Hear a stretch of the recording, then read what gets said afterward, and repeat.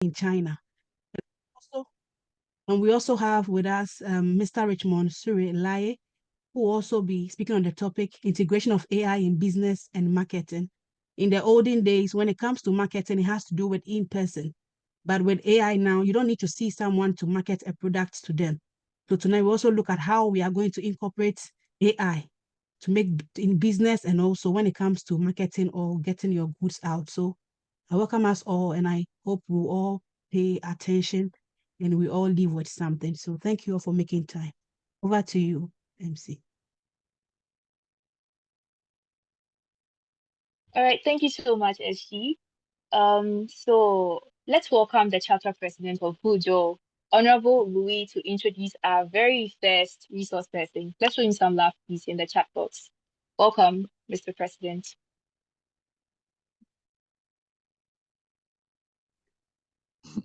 Okay, so our first speaker for today is Mr. John Wan, a lawyer and partner in the Hefe Law Office. Mr. John has been practicing for over 10 years based in Hefe. He is the arbitrator of Hefe Arbitration Commission. He has been granted the title of Excellent Lawyer by Lawyers Association of Hefe in 2020. Lawyer John also serves as a legal education teacher for international students of Hefe University of Technology and Anhui University. He also acts as the mediator in some district courts of Hefe. He has represented a large number of cases of non-prosecution and foreign-related business. He has also provided lots of comprehensive legal services of foreign investment in China, international trade and employment for the clients from Australia, Italy, France, Germany, America, Great Britain, and some African countries. Mr. John's areas of expertise are arbitration, litigation, international trade, corporate law, foreign-related businesses. And his language of practice are Chinese and English. NUGS-CHINA, your resource person, Mr. John Wan. Mr. John Wan, your audience. Thank you very much.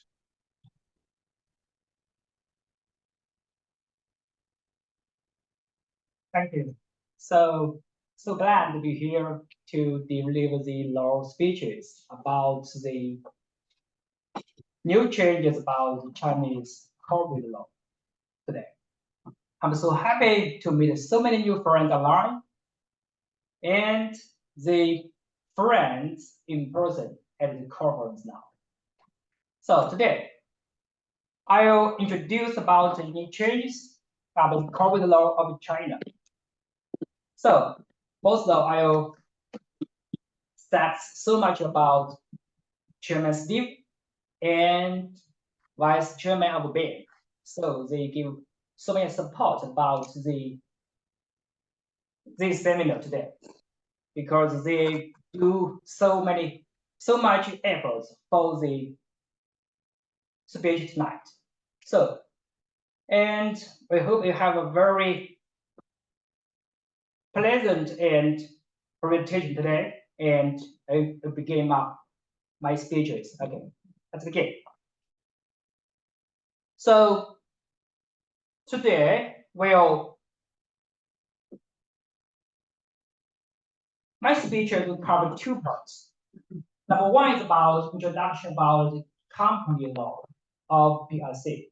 Number two, we'll introduce about the key changes of the company law of 2023. That's about the new changes of this type. So, and about for the first part, I will give a very brief introduction about the Chinese company law. So the law, the first article about the law is expressed like this.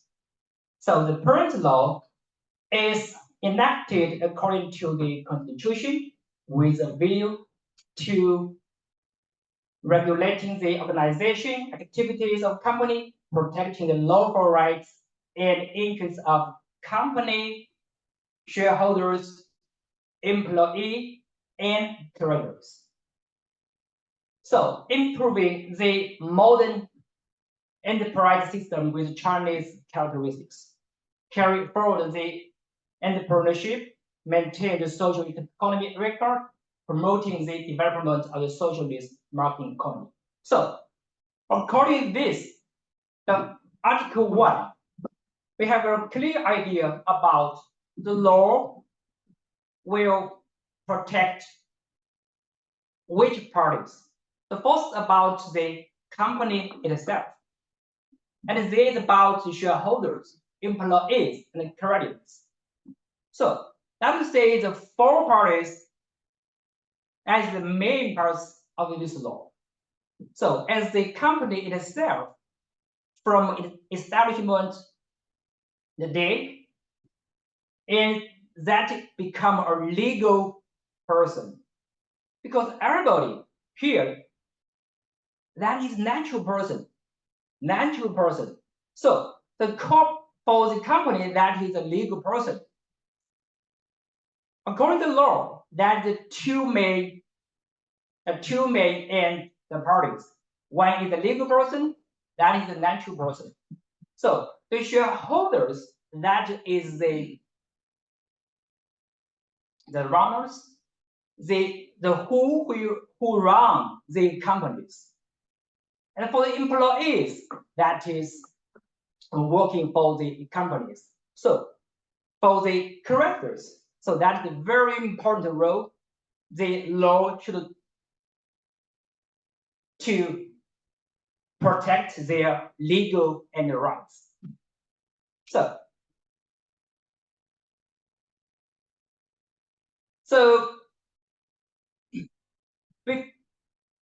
I give a clear idea. So for the company, that is a legal person. So for the shareholders, that is who runs the company. That is 2 independent and parties. They have independent, separate liability of the law. So let me see. If a company become and establish it, so how does the company to bear their liability? Can you ask a question? So a company from the established day, how the company to bear their liability? So what is their maximum liability to their creditors? Anyone have ideas? So let's say, what is the exact property of the company? The property of the company is consists of all the amount of capital contributions from all shareholders, right? So that's to say, the property of the company is from the capital contribution of all shareholder made, right? You think so? Okay, so if, for example, if the company and the raised capital is 10,000 RMB, so that's to say, all the amount of money, or the amount of the capital contribution from all their shareholders, that is 10,000 RMB, right? So if the company make a loan from you is 100,000 RMB, but one day the company, you ask the company to pay back to you. So But at that time, the company unable to pay you back, right? So for the company that only have the property worth that's 10,000 RMB, but he owe you the debt that is 100,000 RMB. So what about the difference? If the company can't pay you, repay you, that's the difference. How to solve the problem? How to solve the problem? The shareholder should bear several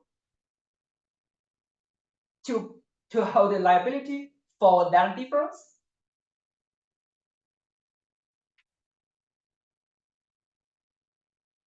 You think so? No. No or yes? No. Why? Give the reasons. Company of the liability. Company. Companies, the shareholders of companies are two independent status, separate, independent property from each other, right? Yes. Yes. So if the company, because the company, there's two main categories, company categories according to Chinese corporate law. So the first one is the limited liability company, short for LLC. And the other is joint stock limited company or joint stock company. That are two main categories of according to Chinese corporate law. So if you found either one of the two companies with a limited liability, right? Yes. So they just bear the limited liability to their creditors. Even the creditor is more than the debt is more than the current property of the company, because the company just bears the limited liability to their creditors, right? So in this way, that will improve the shareholders to invest in the company, because they know clearly the shareholders will have a different liability from the company. They are independent, they are separate liability. If the shareholders just to bear the liability with the company at the same time, just to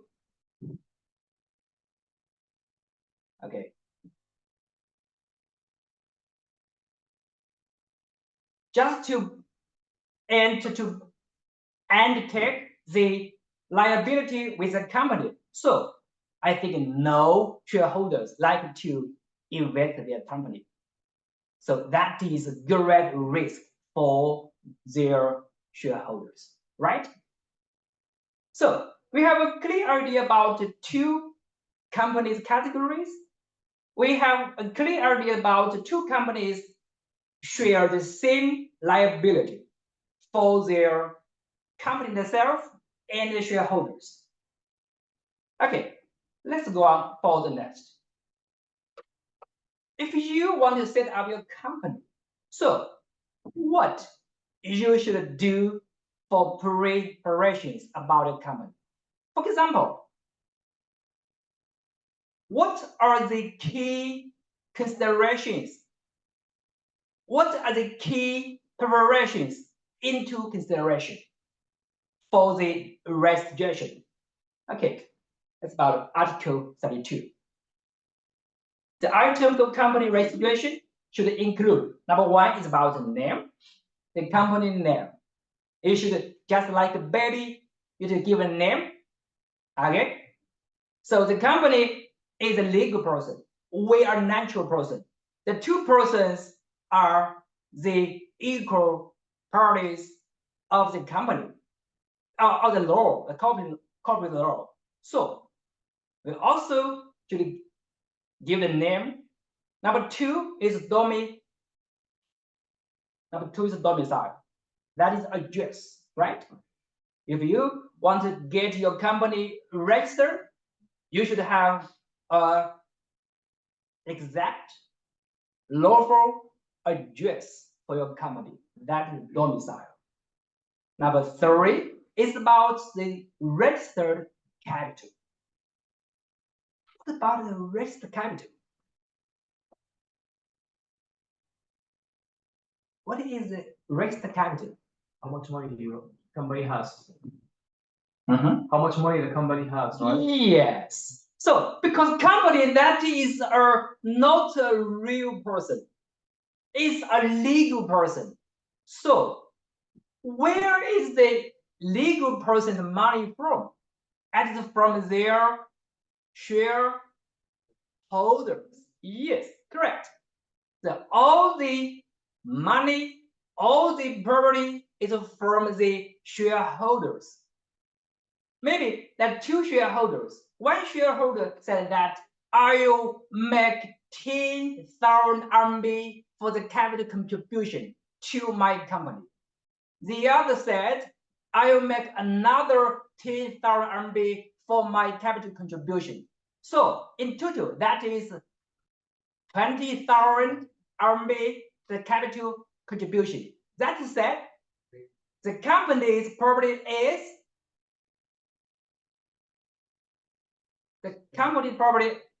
total property is 20,000 RMB of the company's current assets, right? In shares. Yeah. So that is registered capital. Yes, so I have a question. My question is, when you are to register a company, you've made mention of registered capital. Is there any range of amount? Yes, like is there any a specific amount that you are supposed to have as a company to register? Well, for example, in my country, if you are to register a company, for example, a savings and loans that is into the financial sector, a savings and loans, you have to have some amount of capital to give to the Bank of Ghana for a deposit, and then you will still have to have another amount that you are going to be operating with. And then so the Bank of Ghana will know the amount you've given to them, and then you still have an amount to regulate the company. You can't just register a company without an amount. So I'm asking, in China here, if you have to register a company, do you have a specific amount, or do you have a range of amount that a company needs to have? Okay. So I will plan it later on. Okay. Okay. That is the registered capital. Registered capital or the subscribed capital. That is the exact amount of the company property from. Number four is about business school. The company, each company has their own business school. So that is very easy to understand. Now, next is about the name of the legal representative. So who will serve as the legal representative? CEO. CEO. What about others? Lawyers. Partners. Oh, Shared partners. managers, directors, partners. Okay, so according to Chinese law, Chinese corporate law, who can serve as the legal person, the legal representative. So I will give a clear idea later. Okay, then next thing about the name the shareholders, the name of the company of the promoters, the joint speak name the company. So that is the names list of the company. Next is about, okay, that's the fundamental requirement of a company get registered in the government authority. So let's look at the last issue about the type of shareholders. So just now we said, according to Chinese corporate law, there are two main corporate categories. One is limited liability company. The other is the joint stock company. So what about the shareholders? Maybe you have raise your questions. So if I want to raise a company, which company I should to register? The LLC or joint stock company? Which one will be better for me? So I want to say that the difference of the two companies, that is, for example, the different type of the shareholders, different and business scale. Usually, the joint stock company with a large scale, but for the limited liability company, that with a small scale. So for the shareholders, the capital of the shareholders for the limited liability company, that is from 1 to 50. 1 to 50. So that's to say, one person may register his own limited liability company, right? Yes. So that is allowed by the law. So if you get graduated, you want to get your business started, register your company, but you with only one shareholder, that works. That's okay, because according to this article, so limited liability company should be established with capital contribution made by no less than 1, but not more than 50 shareholders. That is to say, the number of the shareholders from 1 to 50. Okay, let's look at the other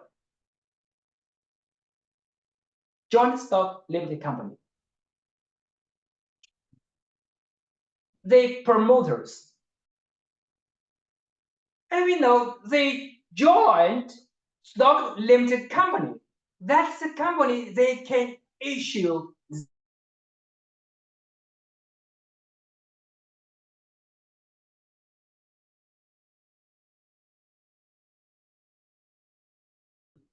There's so many people will purchase the stock from some listed company.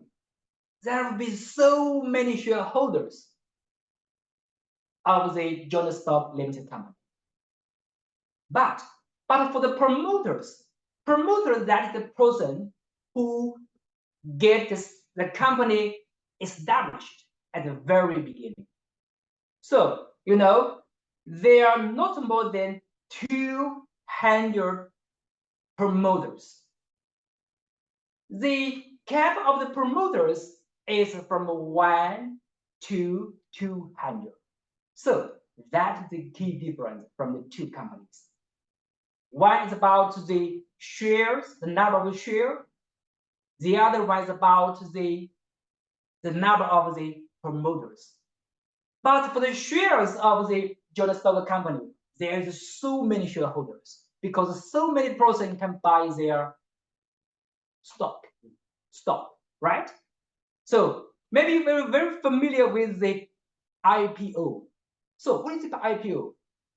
that is the joint stock company, limited company, make an initial opening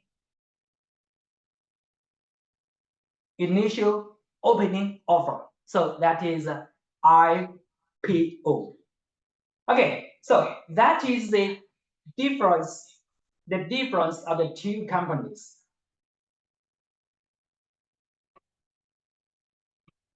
If you want to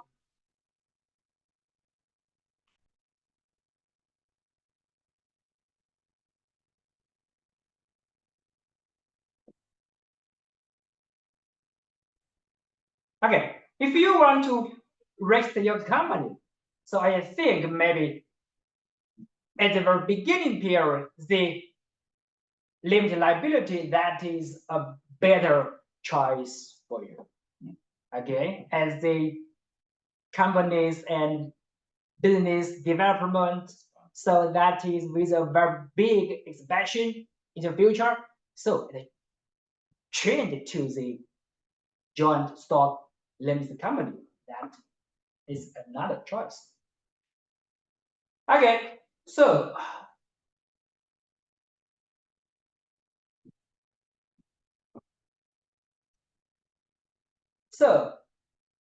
another question will be asked by so many shareholders. So if I want to set up my own company, I want just set up a company with one shareholder. That is a good choice. What about the potential risks?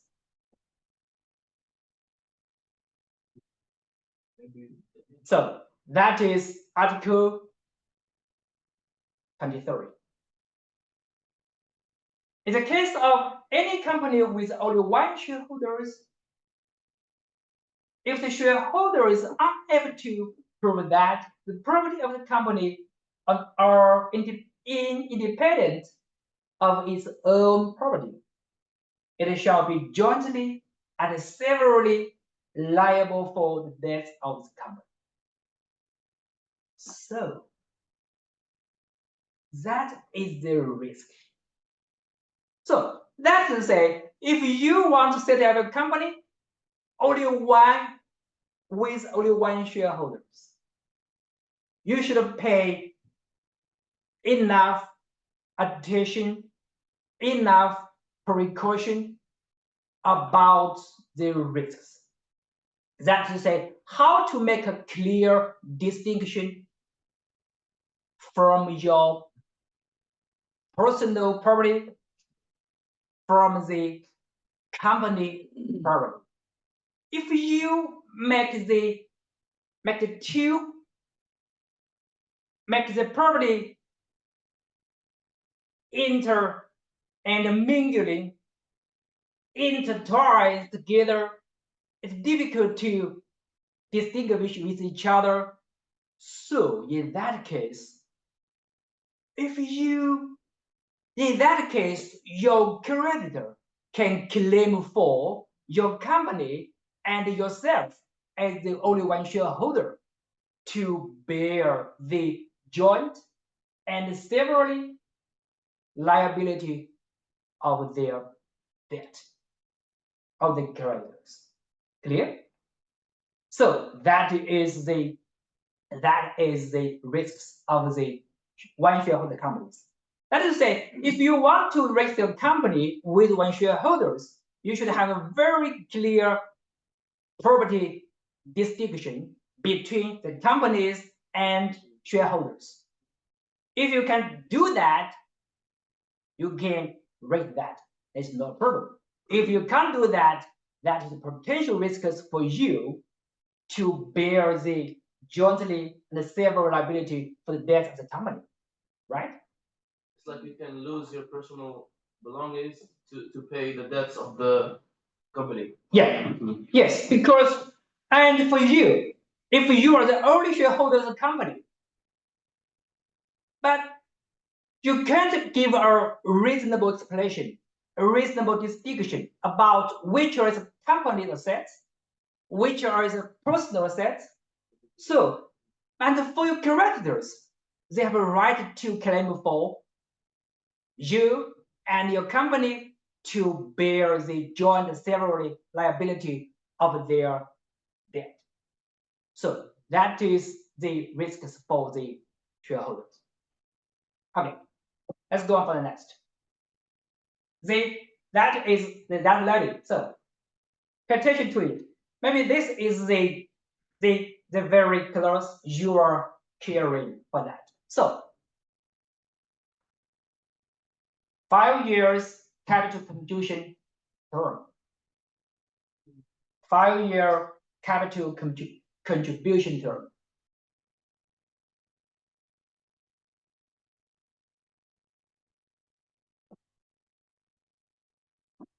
That's the key changes.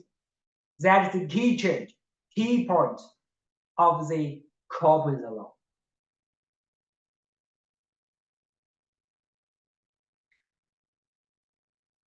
So, according to current corporate law, because the revised corporate law will come into force from July 1st this year. So currently the corporate law is still coming to force. So according to the current corporate law, the shareholders and made to pay their capital contributions with a very long 10 years, 20 years, 30 years, no problem. So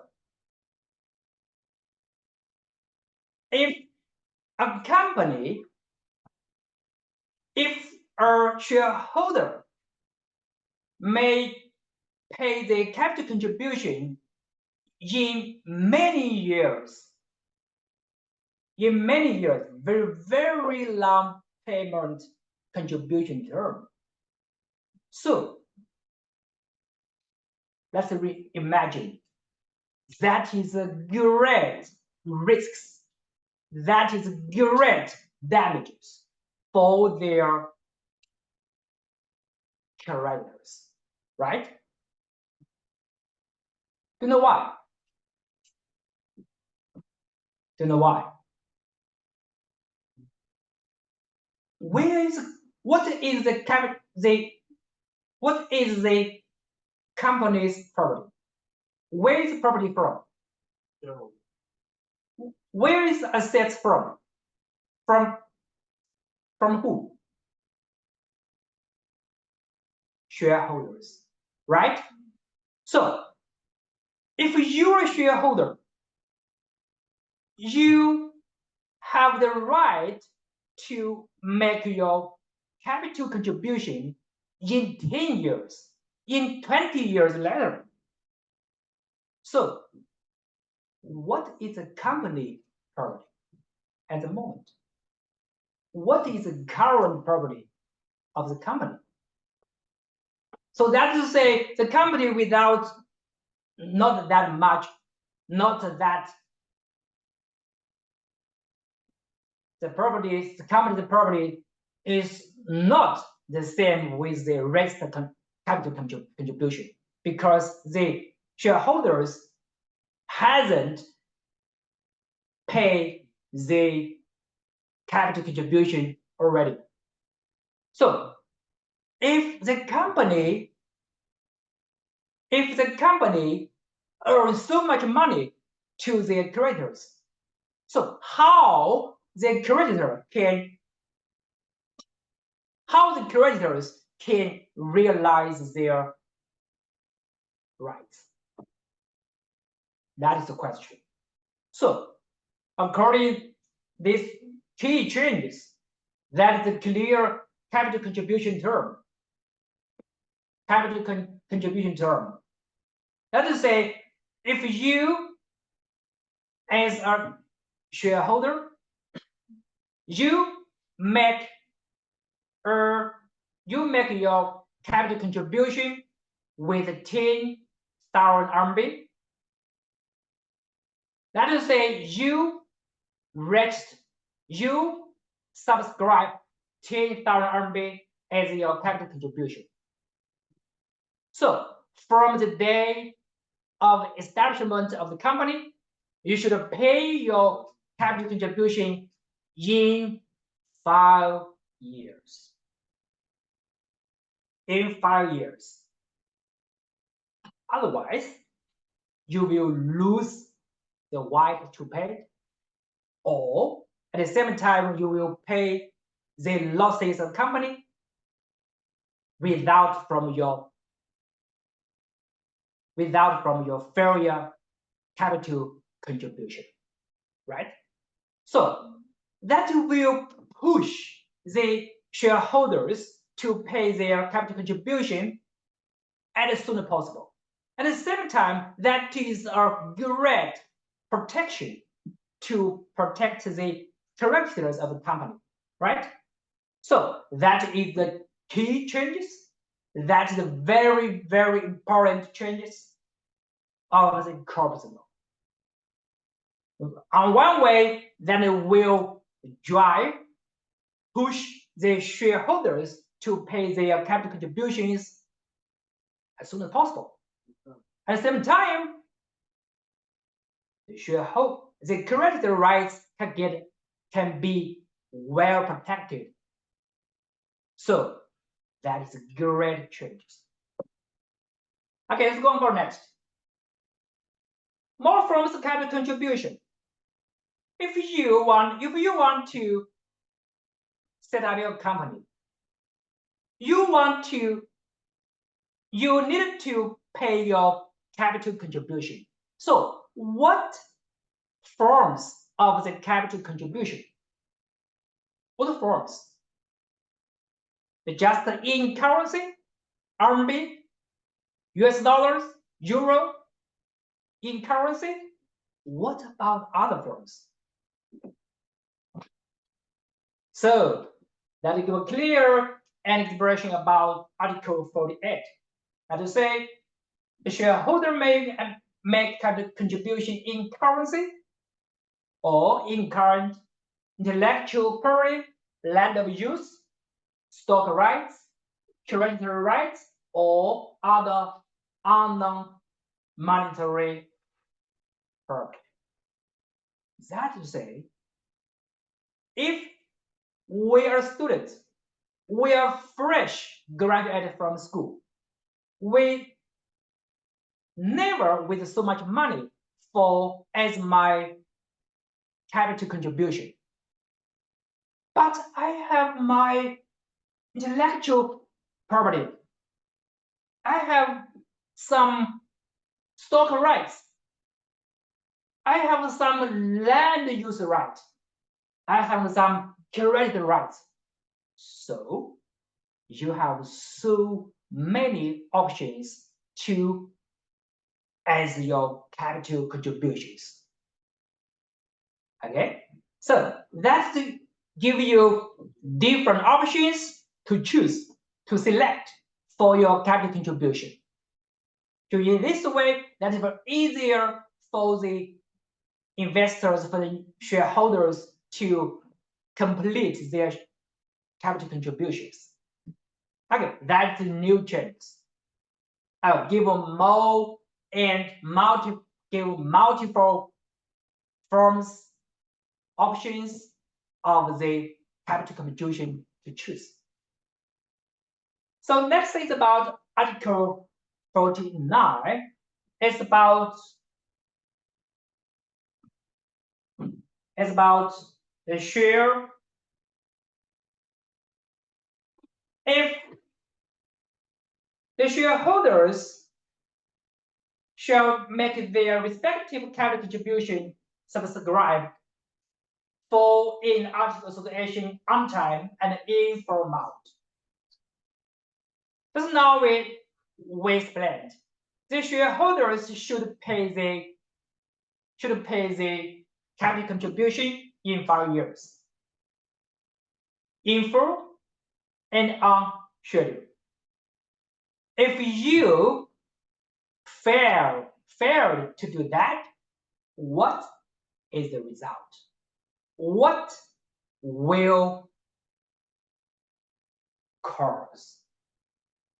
So if a share makes a capital contribution in currency, it should deposit the full amount of money capital contribution into the bank account opened by the company. If the capital contribution are not in the non-money property, the procedure of the transfer of the property right should be gone through according to law.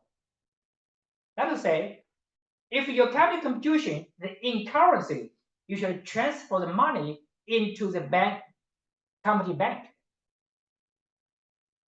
If you with a non-monetary property, you should transfer the ownership to the company. So that is the best requirement. So if a shareholder fails to make the capital contribution on schedule or in full amount, it will, apart from make a full amount of capital contribution to the company, be liable for compensation for the losses it caused to the company. So pay attention to it.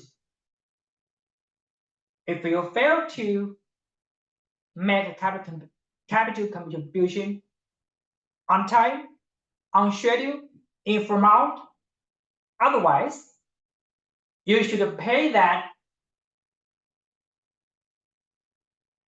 for continuous to pay that capital contribution. At the same time, you may bear the losses it results in. Okay, next a bit about the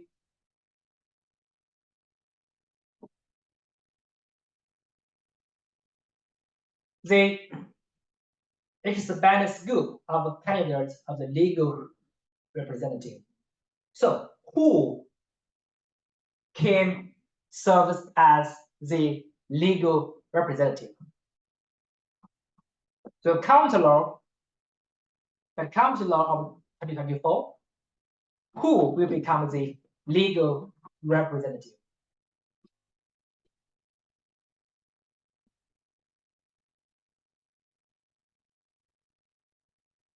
According to the current law, the chairman of the board of director, executive director of the general manager, three categories. According to the new revision, the new law, the director, general manager can serve as the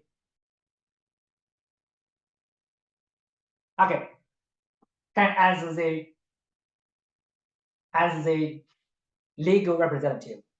So that is say expand the candidates of the legal representative of the new law.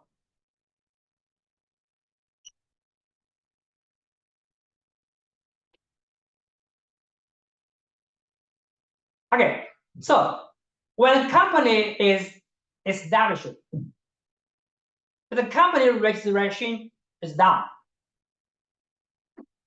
The shareholders have already paid the capital contribution to the company.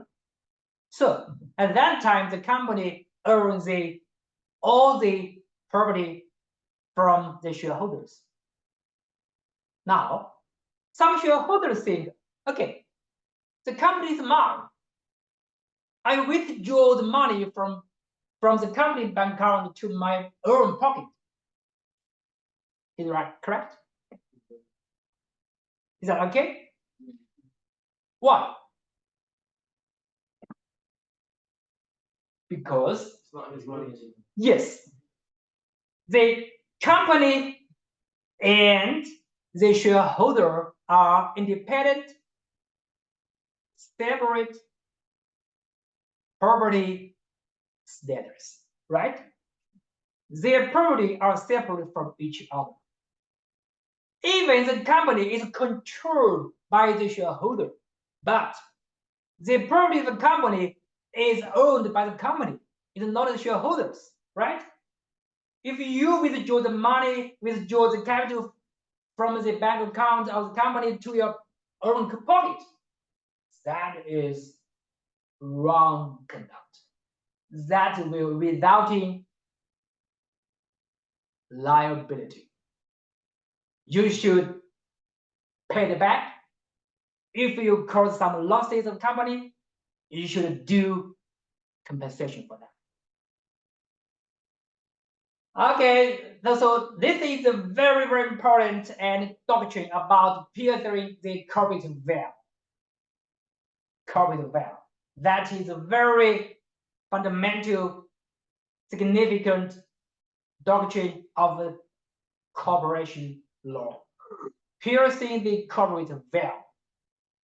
So, how to, or when we can lift the corporate veil. So what is the corporate veil?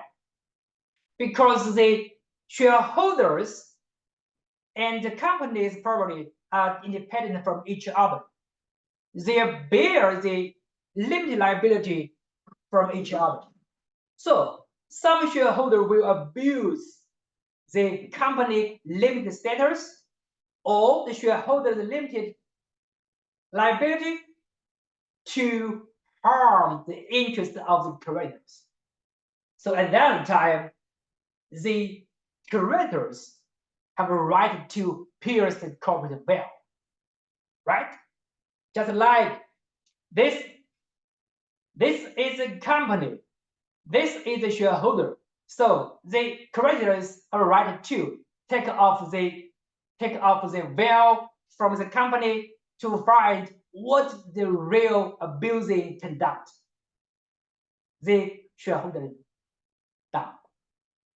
So at that time, maybe the shareholder maybe to bear the several and jointly liability with the company at the same time, because the shareholder abusing some conduct harmed the interests of the creditors, right? Yeah. Okay, so I think the time is up. So I'm so glad to deliver a speech about it. So I think I have so much I wanted to share, but time is so limited. Maybe next time. Okay.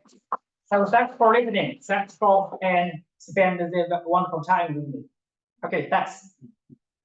Shall we do it again for our speaker? Please, a round of applause. Yeah, Tommy, please, you can hear me, kindly take over from here. All right, thank you so much. All right, thank you. Thank you so much, Mr. Ben. And thank you so much, Lawyer One, for this wonderful presentation. So before moving on to our Q&A session, a reminder of our partners for this year's Entrepreneurship Clinic. So we have got the Hun Law Offices and Dulan Company. So we're grateful to both companies for coming on board. So at this moment, it's time to have your questions on business registration in China answered. So if you are in an inconvenient place, you can send your questions into the chat box, so I read them out on your behalf. But if not, you can raise your hand and I'll call you so you can ask your questions. So the floor is open. So those of us here, if you also have a question, please. Oh yeah, Mr. Kofi Alimo, please, you can talk. Thank you very much. Lawyer, I have 3 questions. The first one is when you were talking about the joint stock, said that half of the promoters are supposed to be resident in China. I want to ask if this also applies to the limited liability. For instance, if 2 people want to establish a company, do we have any requirement that at least one of them must be resident in China? And the second question is, if foreigners open a company in China, are they required by law to employ some Chinese people in the company, or they can just employ foreigners? These are my 2 questions. The last one is about the question the lady asked earlier about the capital requirement to start a company. I think you kept mentioning 10,000, but I want to be sure if 10,000 is the minimum or there is a minimum. Thank you very much. So, questions? Okay, so we'll start from the last one. The capital requirement. How much is required per the law? If anybody wants to start a business, how much? Okay, so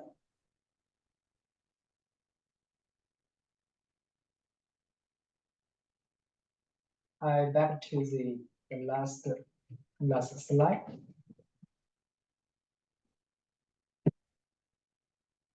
So, thanks for your question. And so before answer your question, I want to give a brief introduction about the law firm. There's a law firm that is a top law firm in China, and we have the more than 40 offices across China, and we have more than 10 offices abroad. So that is we have a very wide and full and global legal services, and with full range of legal services. So including the companies and setting up or establishment in China. So for the company registration, and I think that is the maybe the fees will be and varies from case to case.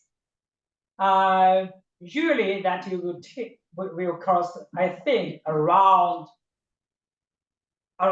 and so for very simple, not that complex company setup, I think maybe will charge around 30,000 RMB. And if that is so complicated, that it will be higher.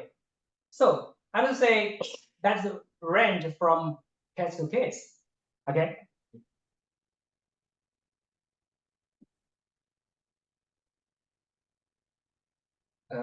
I think so that what you just answered is it for the legal fee or the one going to start the company? Yeah. So I just say that fee that is varies from case to case. So averagely, so I think that will be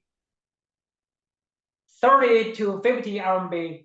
That is a general, or that is average fees. So if that is very complicated and with so many shareholders, that are different situations. Okay. Thank you. Mommy, could you please repeat the subsequent questions? Yeah, so the second one was if it's mandatory for foreigners to employ Chinese, or you could just have your employees being foreigners. If you want to start a company, your employees, must you employ a Chinese?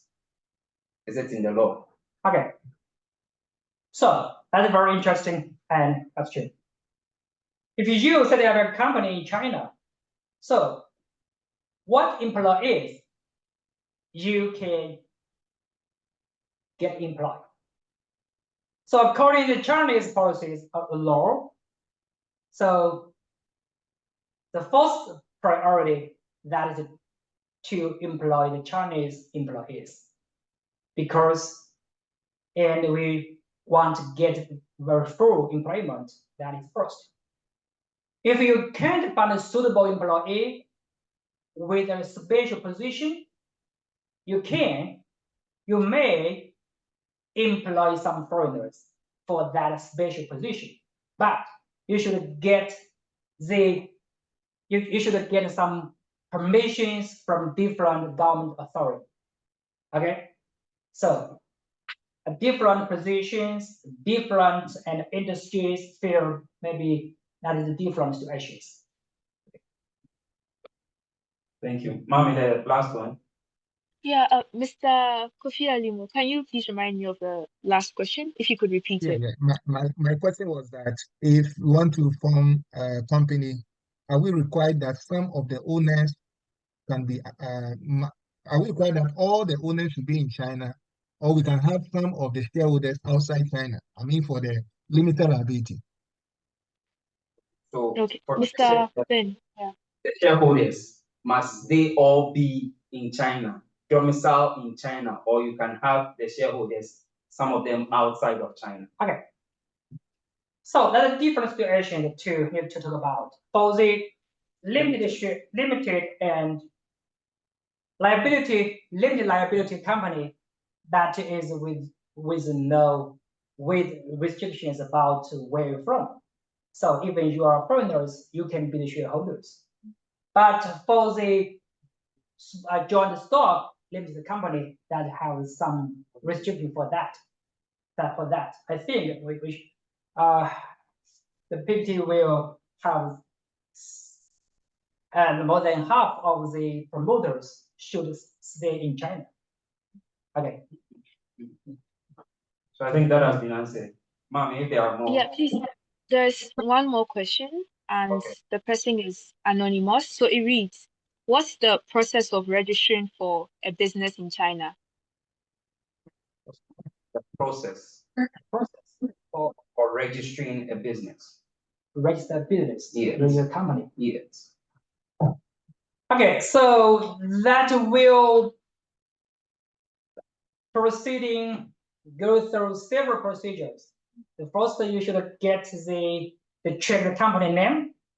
So just like the baby, you should give the name of the company, but there's so many names of company. Maybe the name is used by someone else already. So you should make application to the government authority to check the name used or not. That's the first step. And then you should decide how many shareholders, what is the capital contributions. So and then we should decide where is your address, where is your domicile. Okay, so for the last one, maybe all the items for the company is ready, and the company get registered. You give the business license and the electronic license as well. Paper business license and electronic license. Yeah, business license as well will be insured to you at the same time.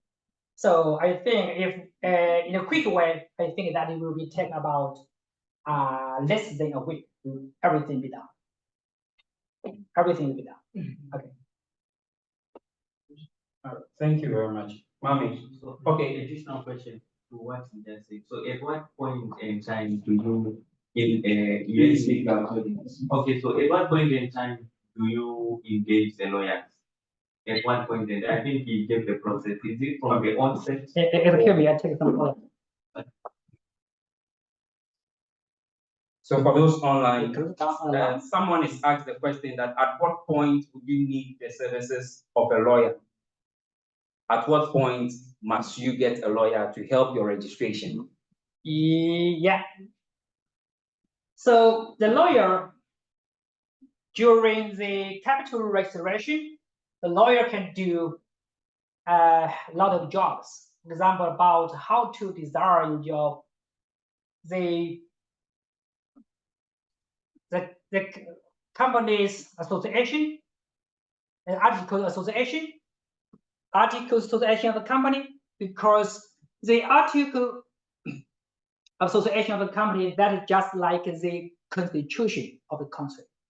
So everything will be done in that article about the shares, the rights, obligations of for the shareholders. So that is a fundamental important papers for the company. So we should have a very careful design about it. So usually that will be drafted by the lawyers. So especially by experienced lawyers. Okay. Sorry, his hand was up there. So let's say. Speaker. I hear before if you want to business your company need a Chinese partner. It's true. So the question, those online, someone is asked that must you get a Chinese partner before you can start your business? Okay, so just now I give a very clear explanation about two types of the companies cover the law. So the first one is the limited liability company. If you rate a liability company, that one liability that is works, that is okay. So if you're a foreigner, so one shareholders, that means there's only one shareholder is your foreigners. So you needn't to work with some foreigners, some Chinese or local Chinese citizens. So that is the first. And maybe some company, for the company structure, they need the companies for other position. For example, act for the supervisor, and become for the senior executives. So that's different things. Okay, if you, let us say, if you want to raise a company, your foreigners, and you can do it. If you, and even you are the only one shareholders. Okay. So, just a second, Mommy, can you hear me? Yeah, hello. Yes, please.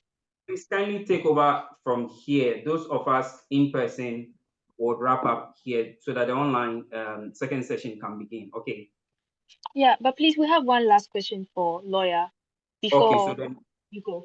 Yeah, so the very last question says, is there any year limitation after registering your company? is there what? Like, are there any years of limitation after registering your company? Okay, time. Say after registering, is it forever, or say after a year or two you must go and renew your registration? Okay, so that is, they say, for the age of the company. Usually that you can write the company, that should be write down in the articles of association. So maybe you can say that the company will exist for 30 years. For 30 years, if the time is over, the company will be naturally terminated. So it's a different situation for that.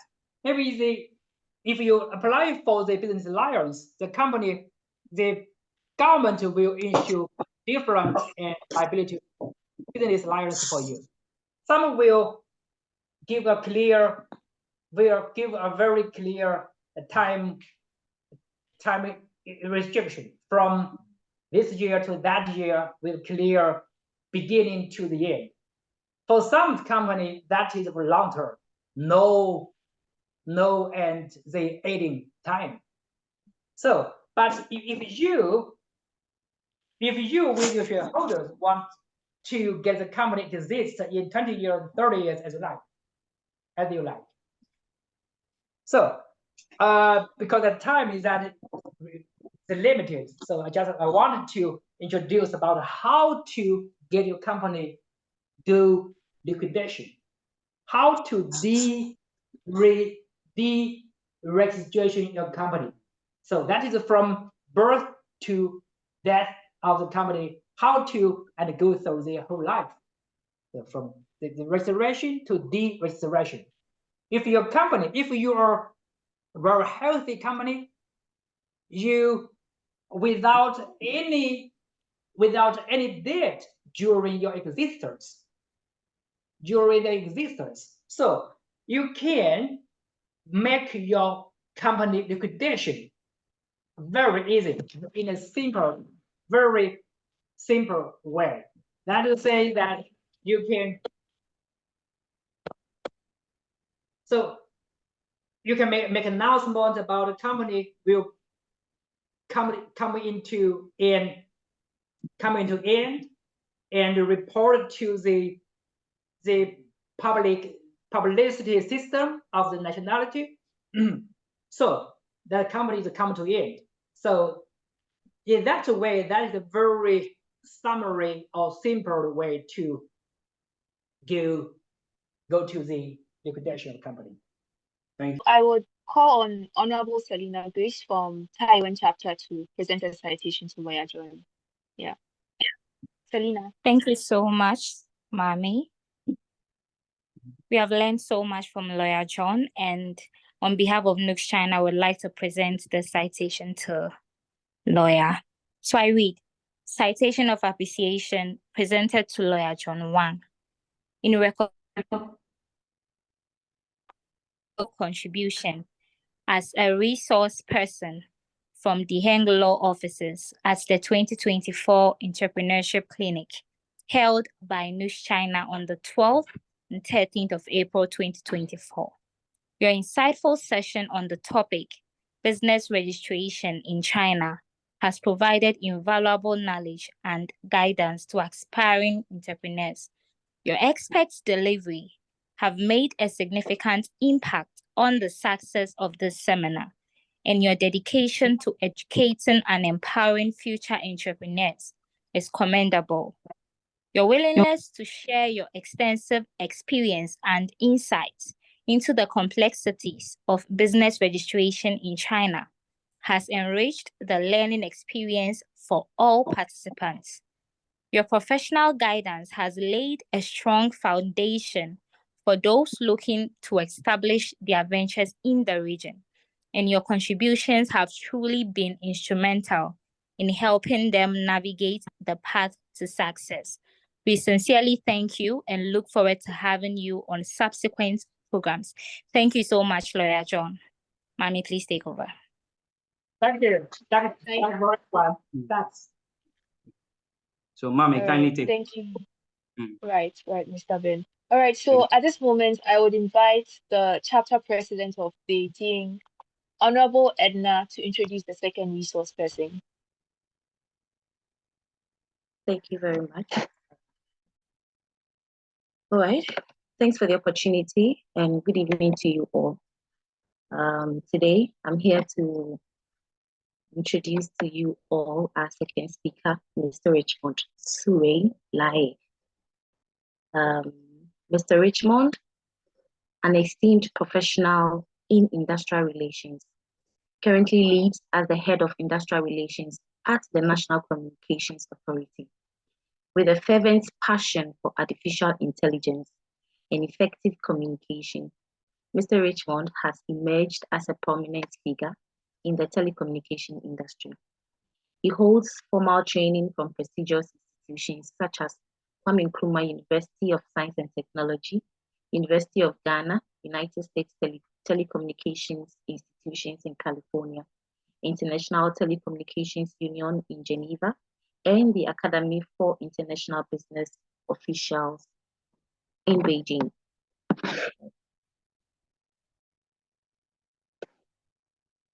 Mr. Richmond's educational journey encompasses a broad spectrum of disciplines, including communication studies, 5G and cybersecurity, social media management and analytics, artificial intelligence, data analytics, and web designing. This diverse knowledge equips him with a comprehensive understanding of modern communication technologies and trends, enhancing his approach to industrial relations. Mr. Richmond is an affiliate member of the Association of Business Communicators, Canada chapter, demonstrating his dedication to global communication standards. Interests and hobbies of Mr. Richmond are beyond his professional endeavors. Mr. Richmond indulges in diverse leisure activities. He leverages his creative flair and technical expertise to craft prototypes using Figma, a renowned design tool.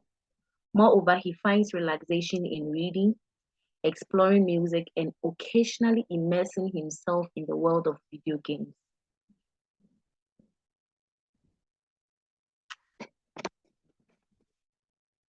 Hello. Oh, is that all? Okay. NUGS-CHINA and all persons present. Your resource person, Mr. Lai. Mr. Lai, if you are available and ready, your audience are ready for you. Thanks for your attention. Thank you, April.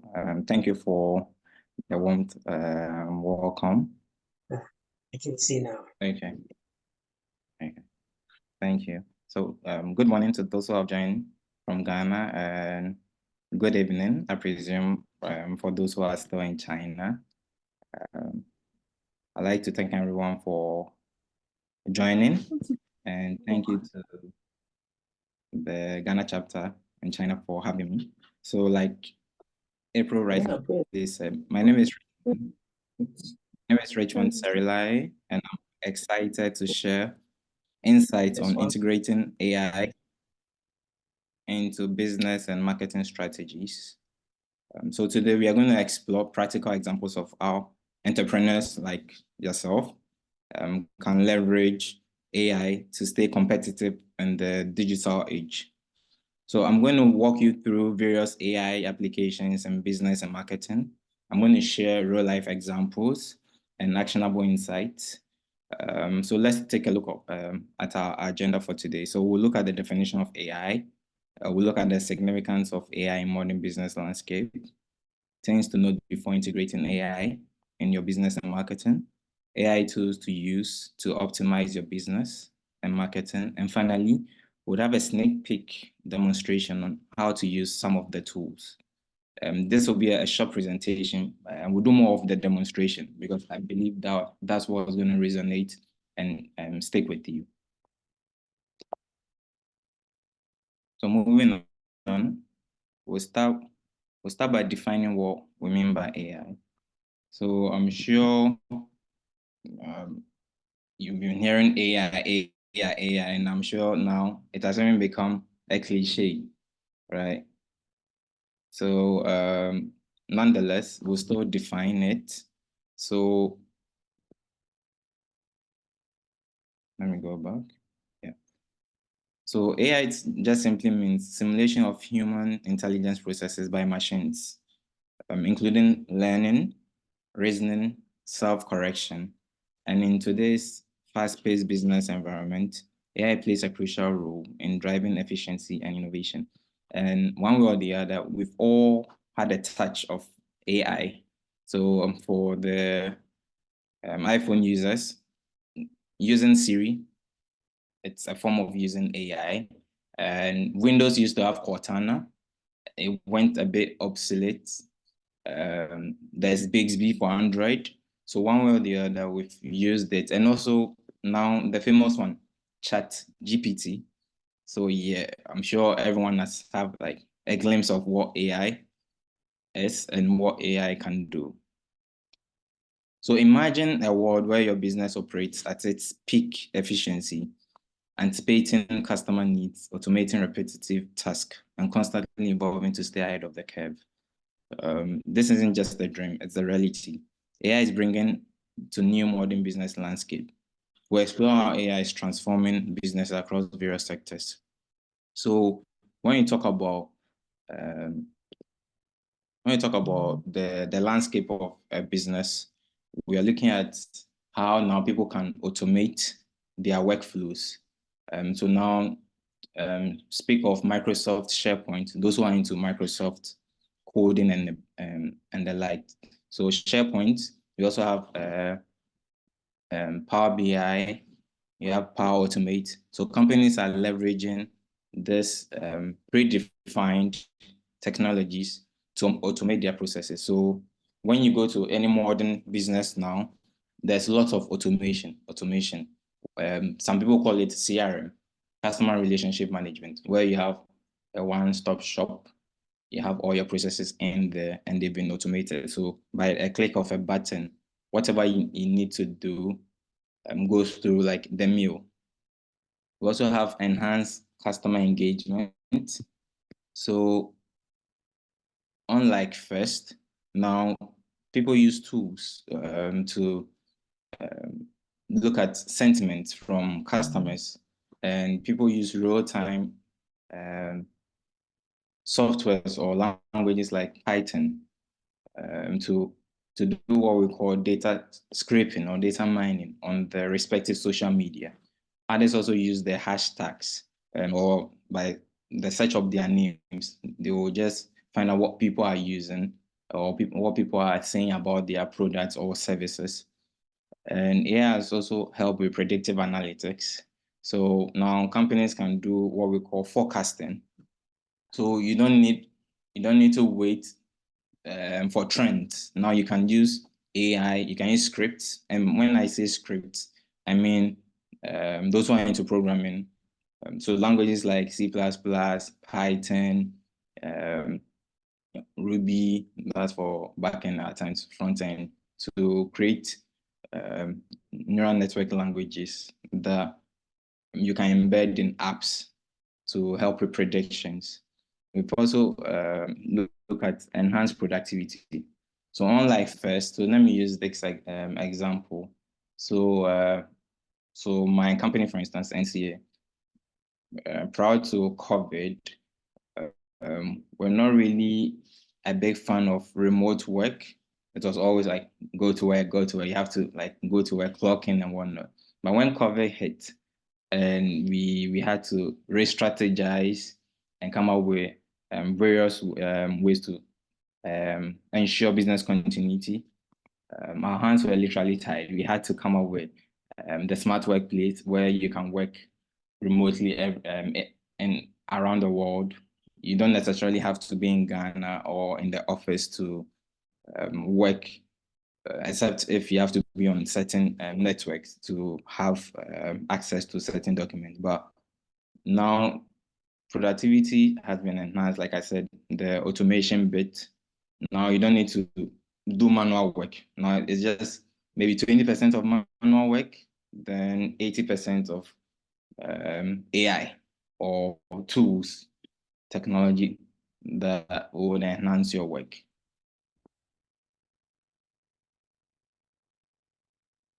Now moving on to the next slide. So we'll look at how AI has been used in businesses and marketing.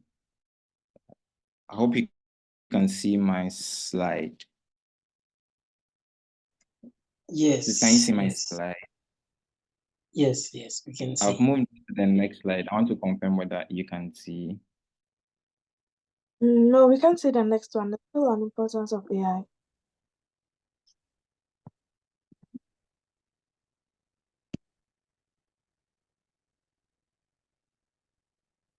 How about now?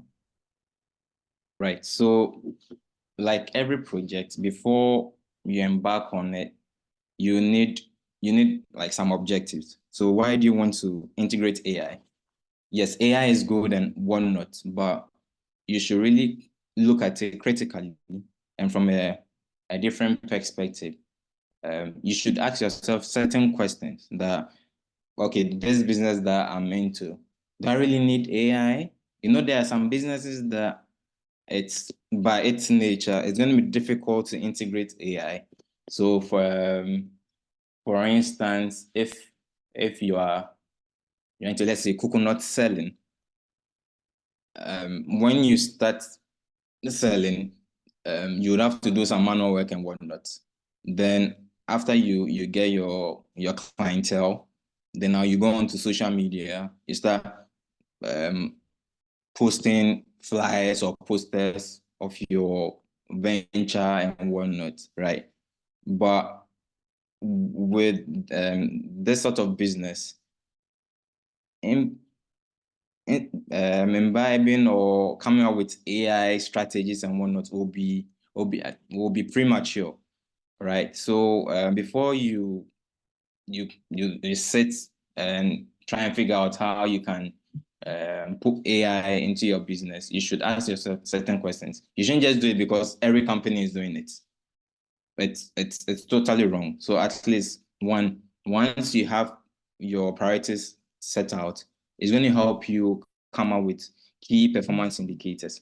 So for that, I mean, once you implement it, you would have things to look at to measure your success. That, okay, I wanted to automate this process of our business or our operation. By June 2025, we want to increase, let's say, sales by this to this. due to automation. So once you set, let's say, a goal like that, by June 2025, you can look back and measure it, right? So one, you'd have to set goals. So by that, you have to figure out, okay, why do I need AI in my business?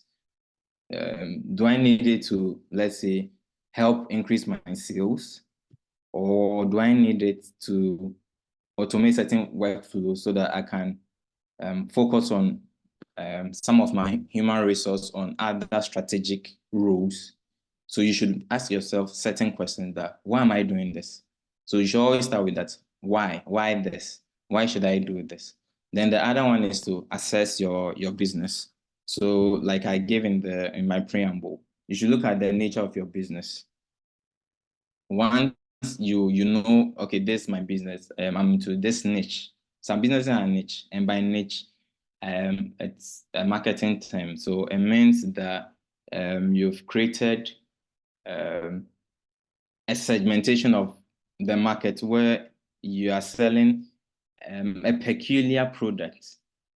So once you assess or you do a critical evaluation of what you are into, you know that, okay, I'll need AI for this aspect of my business, or I'll need AI for this aspect of my business. So for instance, if you're into selling of clothes, for instance, once you are selling, you can leverage on websites. And once you leverage on website, there are some key things that you can input on your website. So for instance, Amazon has this AI chatbot that monitors even places that people click when they visit the Amazon retail shop online. So it monitors the types of clicks, so we call impressions. So they notice that people tend to look at the colorful products.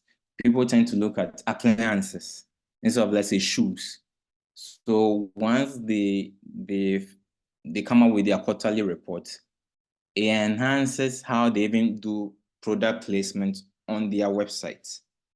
So once they figure out that, okay, when customers visit our website, in football terms, it's called heat map, where players usually find themselves operating. So if they're operating more on the left wing or more on the right wing, they try and take advantage of it. So okay, they are clicking more on the right side.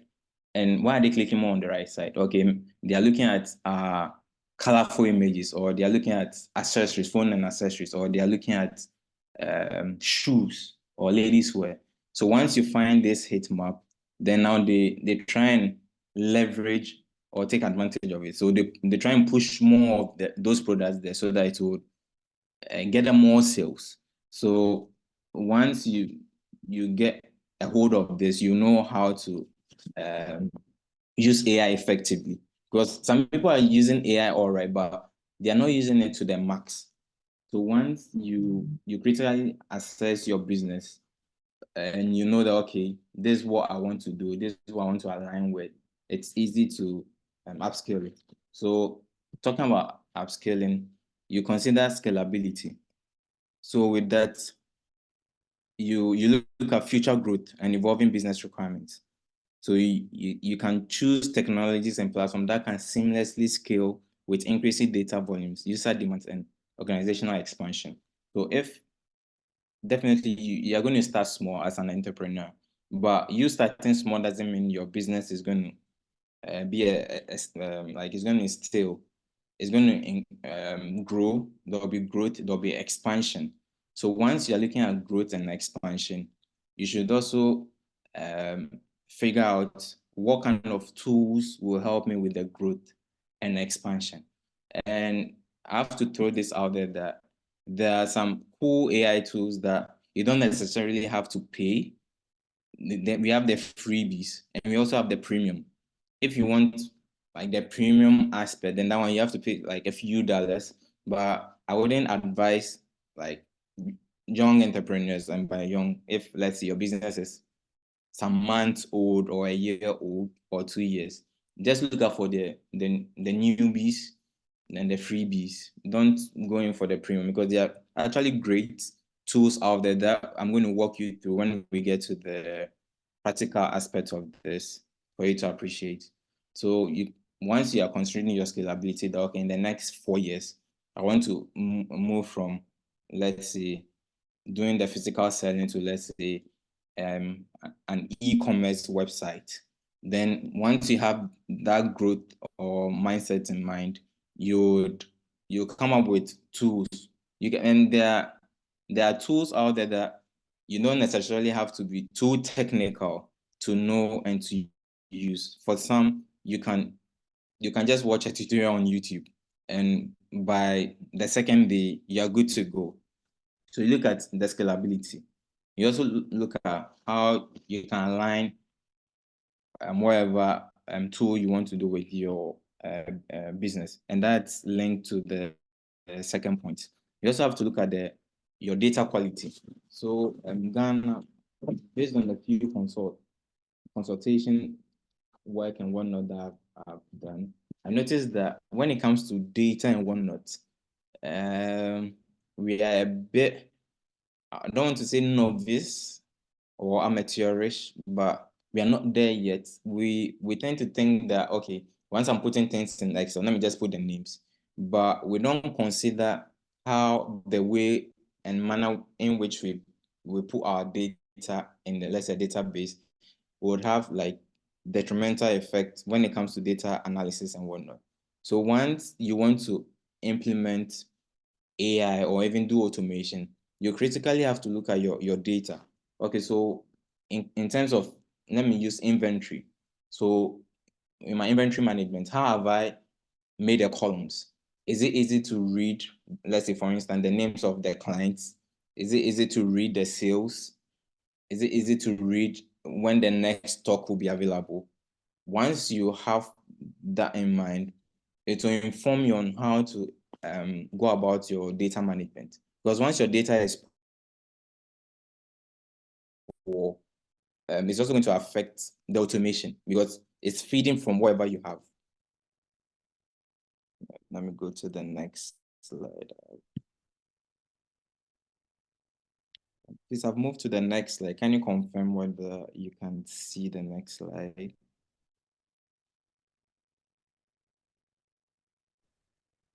It's on things to note before integrating AI in your business.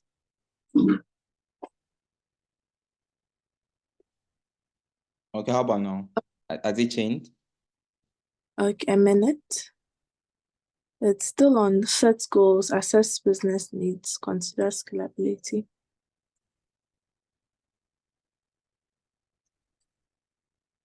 Okay, how about now? A minute. Okay, it's still the same.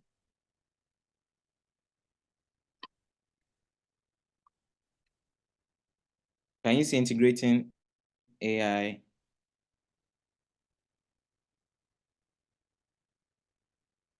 Can you see integrating AI in your business? That's what you're supposed to see. Yeah, integrating AI in your marketing.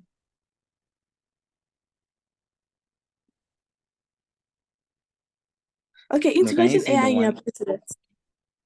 Yes. Okay. Great. Okay, so now companies use chatbots like FreshChat. So FreshChat enables businesses to provide real-time customer support, engage with website visitors, automate routine interactions.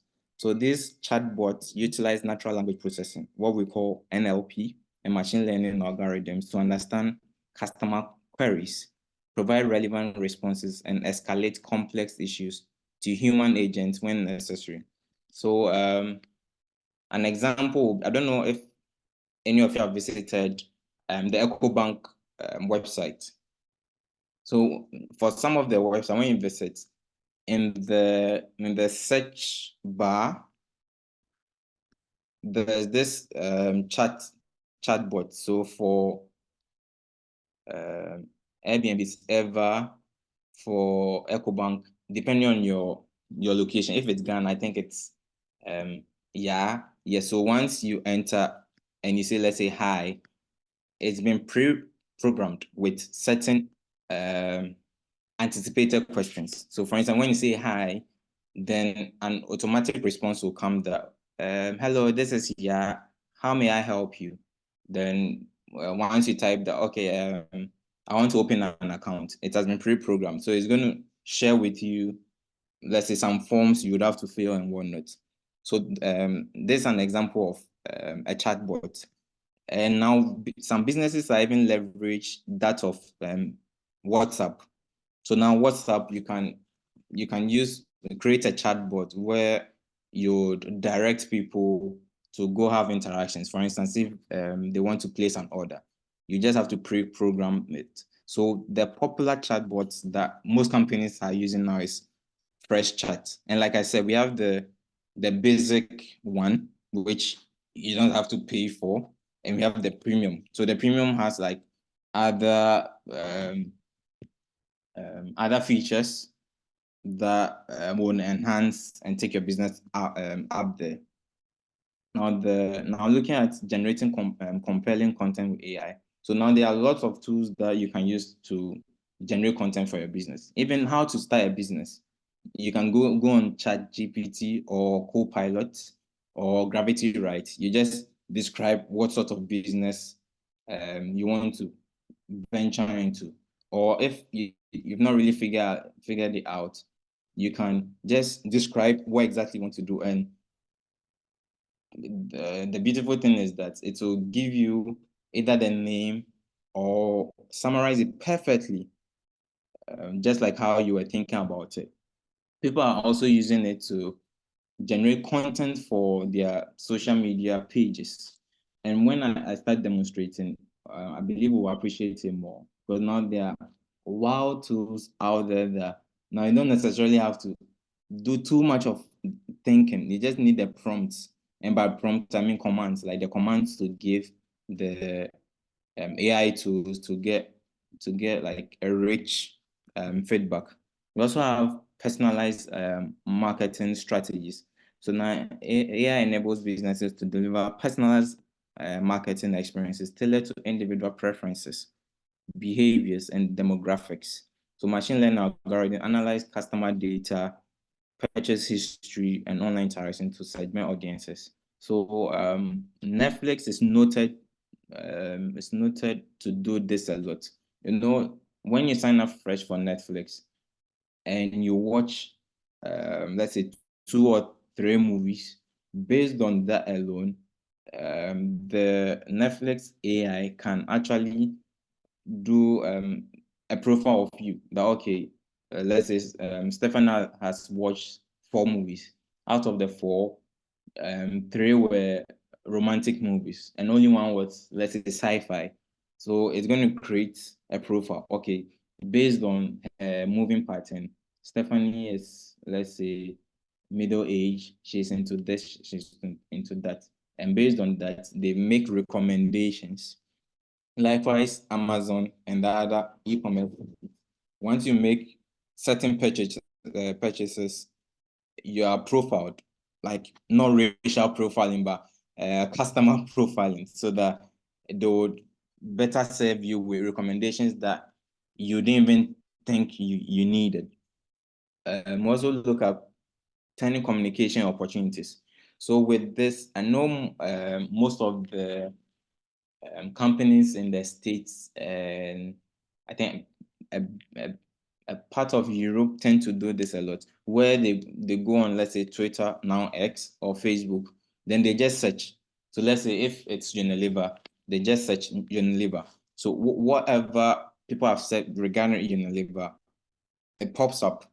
Then they'll just input a code using Python or AI chatbot to do what we call data mining or scraping, to do sentimental analysis. So they look at what people have said.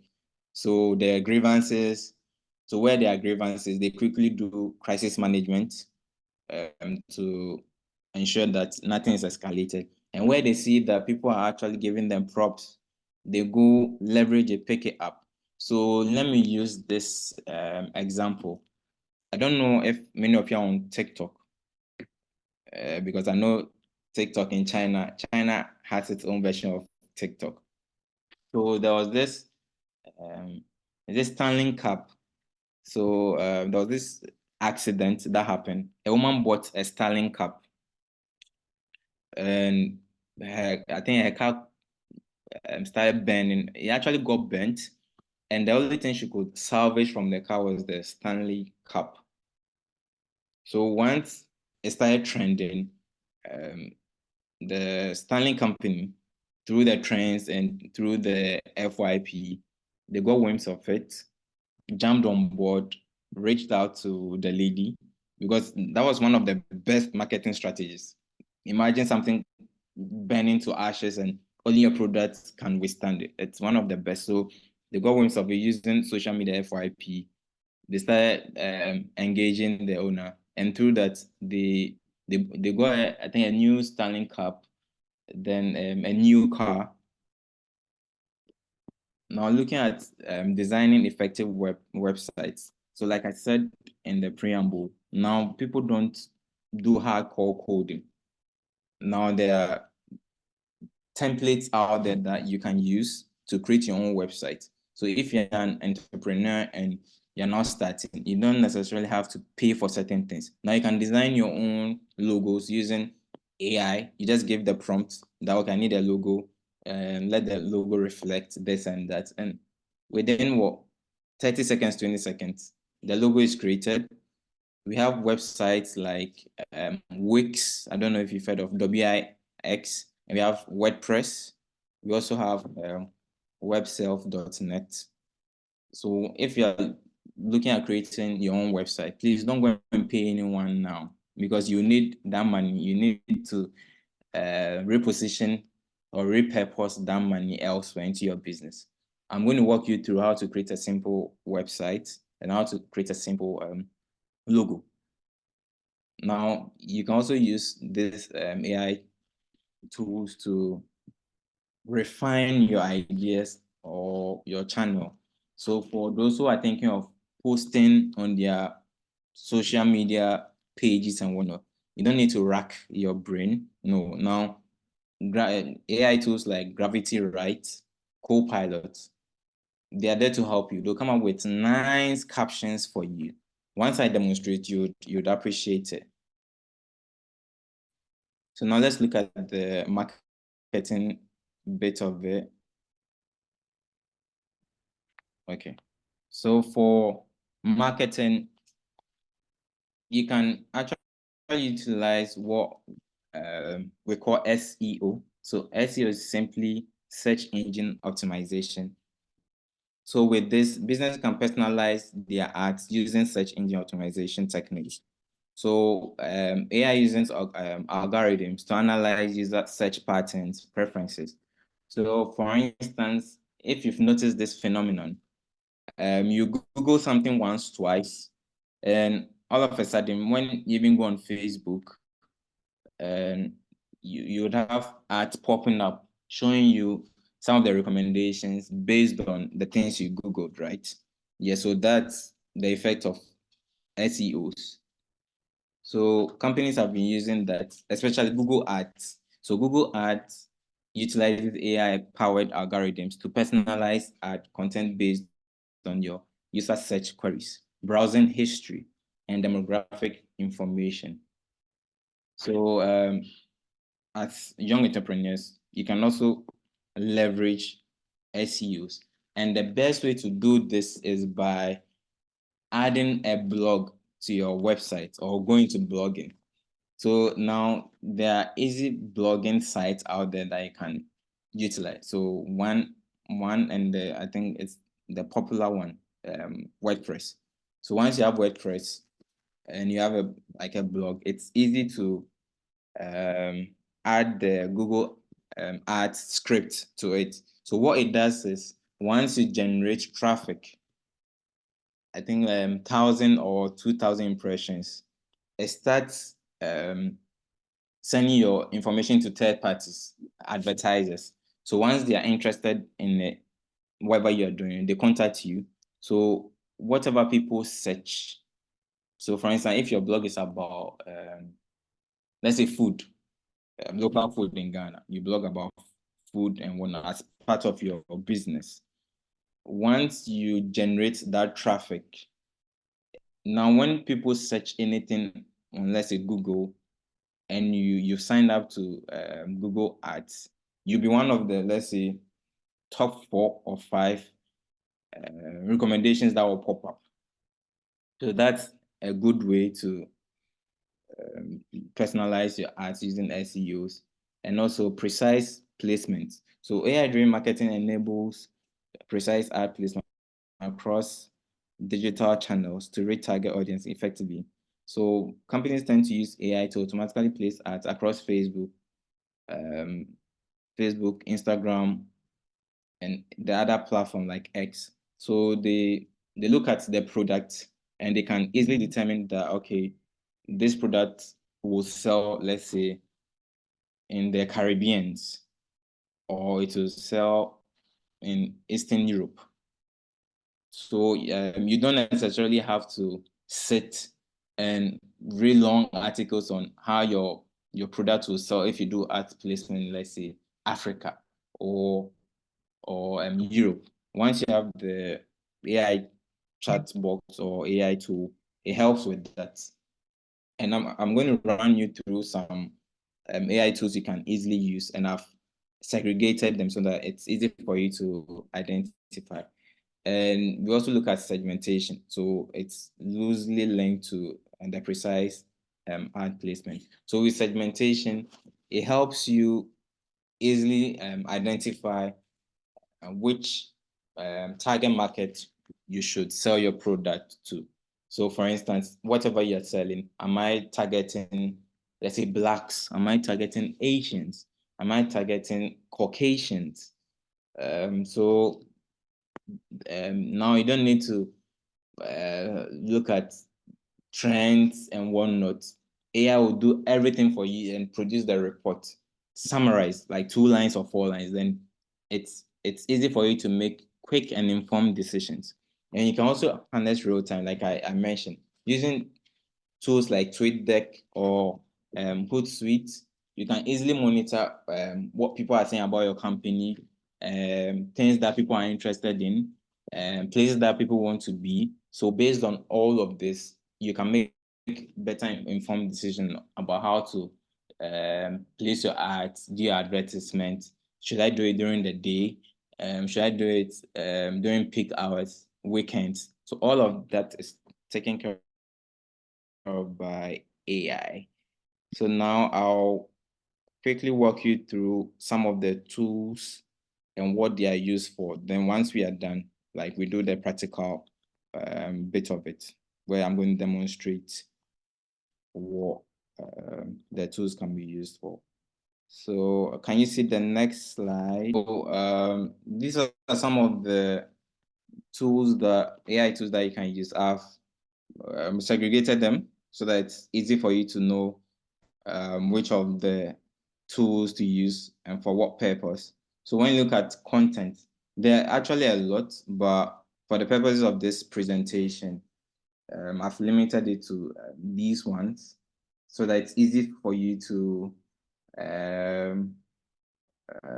memorize the names or even write them down. So for instance, when it comes to content, anything content for your social media, what to create and whatnot, Gravity Write, ChatGPT is also one, then also Copilot is also one. Then when it comes to social media management, we have HotSuite, we have Notion AI, we also have TweetDeck. There are others out there, but I'm sticking to two of each, so it's easy for you to remember. And when it comes to designing, so anything at all, posters, flyers, presentation slides, and whatnot, you can use Figma, you can use Canva. And the good thing about this is I actually used Canva to create this presentation slide. So Canva is easy to use. There's the paid version and there's the free version.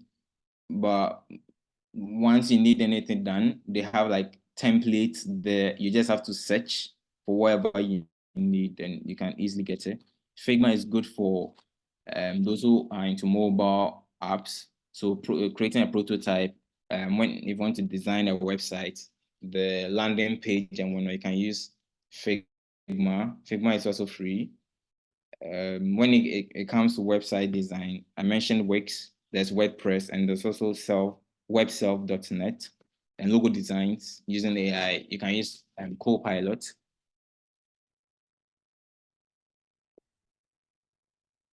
So I'm moving on to the last bit, which is the practical aspects, so that I'll bring everything home.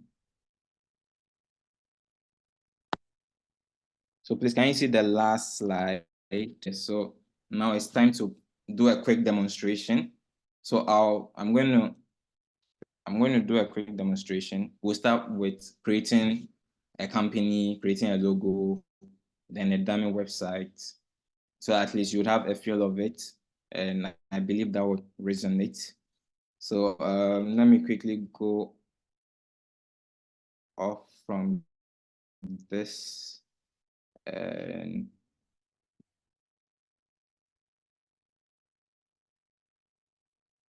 so that's Canva. I'm trying to open a blank page so that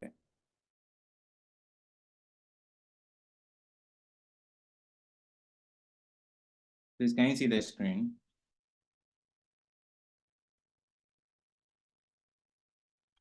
Yes, please. Okay. So there's Copilot. So Copilot, you can use Copilot to create a logo for your company. You can also use the notebook feature to create content. So let's start with the content. So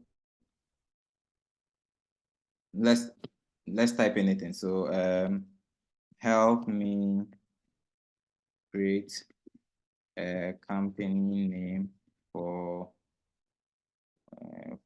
food delivery. Let's give it this prompt. Please, can you see?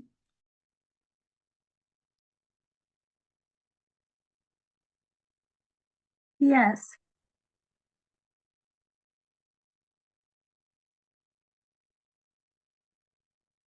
Yes, so I give it a prompt. Help me create a company name for a food delivery. And on your right, as you can see, it has given us 5 options. So Byte Sprint, Meal Movers, Dine Dash, Gourmet Go, Fit Fleet. So which one should we take? Which of the names should we take? Or should we give him other prompts? Dine Dash. Dine Dash. Dine Dash, the third one?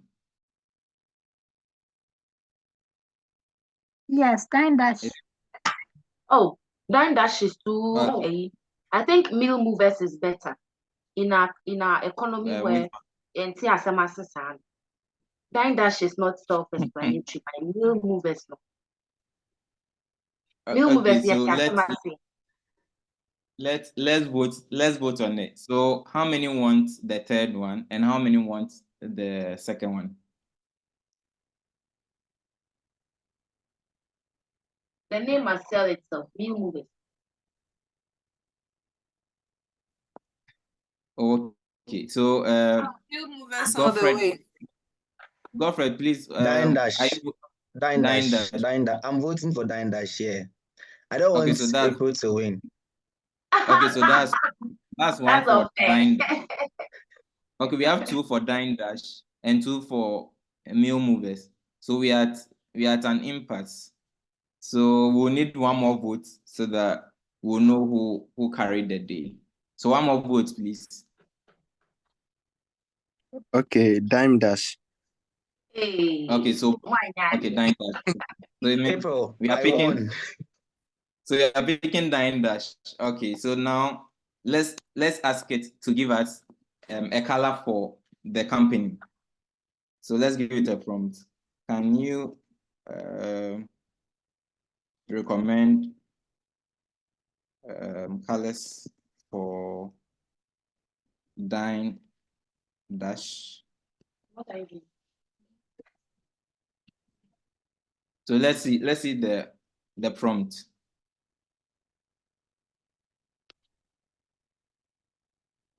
Okay, so it's giving us red and it's explaining what each of the colors represent. Okay, so let's look at it. It says red, which is going to stimulate appetite and is widely used in the food industry. And there's orange. Orange represents freshness and it's also known to stimulate appetite. And white, it symbolizes purity and cleanliness. So are we in agreement?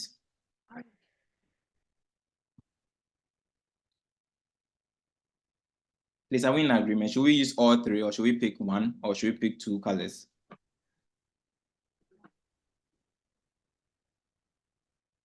All three. All three.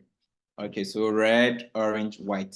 Okay, so now let's try and create a logo using the name Dine Dash and these colors. I hope you remember red, orange, white. So you just have to click on Copilot.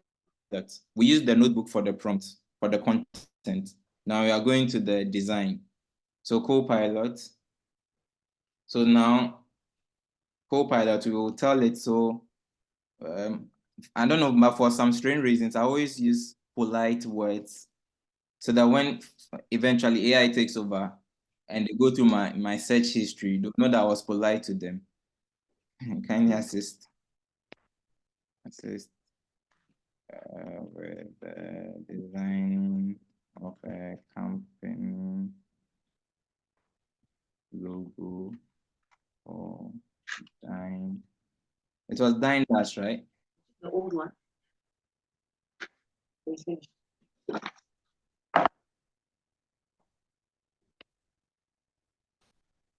So it's for food delivery company, right? The colors should include, it was red, orange, and was it white? White. Yes, Make please. it fun. So please, I hope you are following the prompt. So it's like conversations, but it's a command. So now you click on this submit. Now let's see the magic.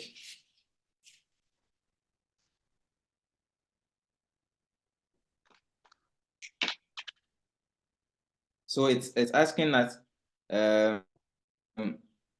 some recommendations. Add the fork and knife to the logo. Make it look like a smiling plate of food. So what should it be? Should we make it look like a smiling plate of food? Include some dashes in the design. Add a fork and knife to the logo. So these are some of the concepts. So should we add more prompts or what do you guys think?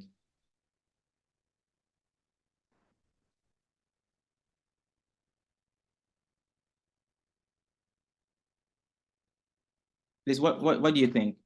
Therefore, we have the first one, dish, food. The second one is okay. The guy with This the one? plate and sitting on Yeah, the second one. The second one is okay. Okay. The second one is nice. is okay. Second one. Okay, But so the second one doesn't have the name. It's saying dinner dash, not dine dash.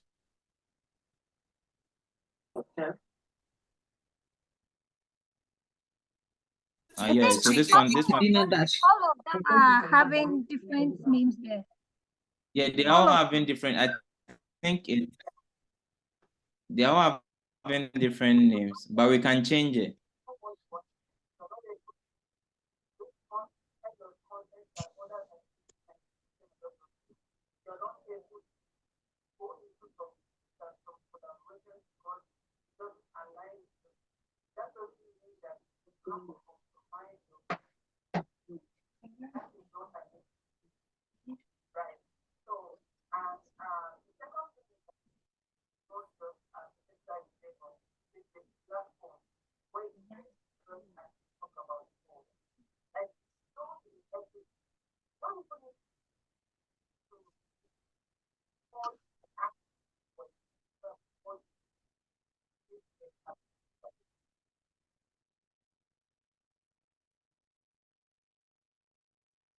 So it's saying it can't give a response to it, but for the sake of this, so these are some of the limitations. So with this, you click on it and you can edit it yourself using Canva, using Figma.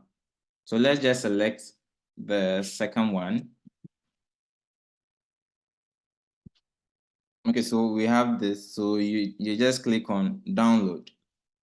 Then tada. So that took us about what? Was it 2 or a minute, right?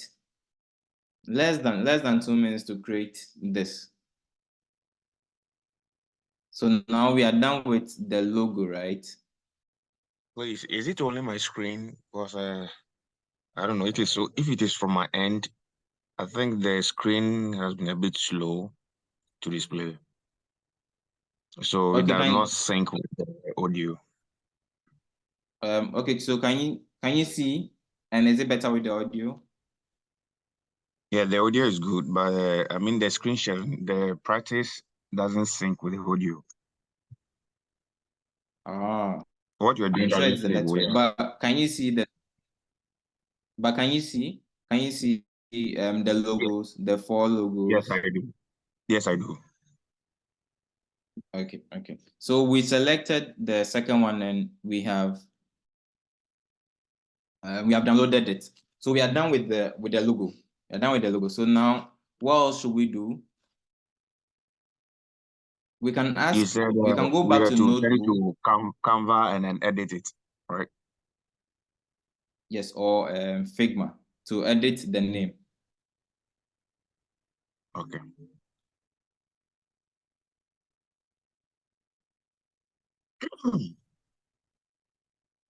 So I want us to go back to the notebook and ask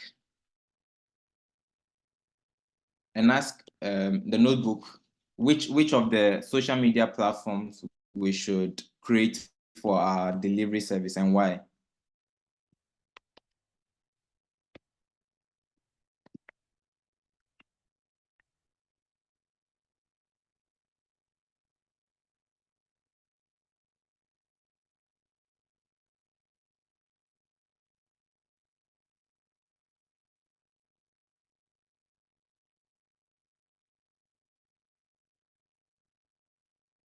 Please, can you see this prompt? Which of the social media sites should we create for the food delivery service and why?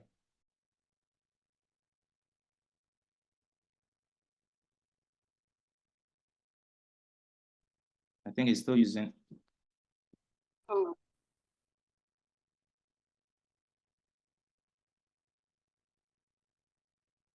So it's suggesting Instagram.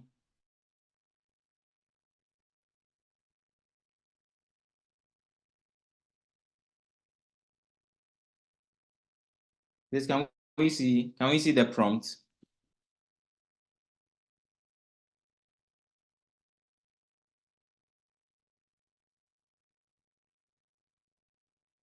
Please, can we see the prompt? Not yet. Yeah, I think it's now. It's okay now. Okay, so it's suggesting that we use Instagram, Facebook, Twitter, LinkedIn, and TikTok. And it has explained why. So for instance, Instagram, it's saying it's a visually oriented platform, perfect for showcasing your food. And Facebook, it allows you to reach a wider audience and provides tools for advertising. Funny enough, we added Twitter, which is now X, great for quick updates, promotions, and customer engagement. Then there's LinkedIn, useful for B2B, so that's business to business connections. If you're offering services like catering services and whatnot. Then also TikTok, if your target audience is younger, this platform can be useful. But in our case, do you think we need TikTok? Because I'm sure our target audience will cut across demographics. So which of the sites do you think will be appropriate for our food delivery service? Everyone eats. So for the purpose of a larger audience, it's better we use Facebook, the explanation given. Okay, so Sam is saying Facebook. Do you have anyone seconding Sam? Wait, so Sam, are you saying we should use only Facebook, or we can Instagram? No, not necessarily. We can add others. Okay, but the primary one should be Facebook. Yes, because of the larger audience, the scope of audience. Yeah. Okay, then so we have Instagram. So I think we can look at Instagram. We can also look at Facebook, right? So now that we are done with this, now let's ask it to give us 9 social media posts for our food service delivery. Kindly create.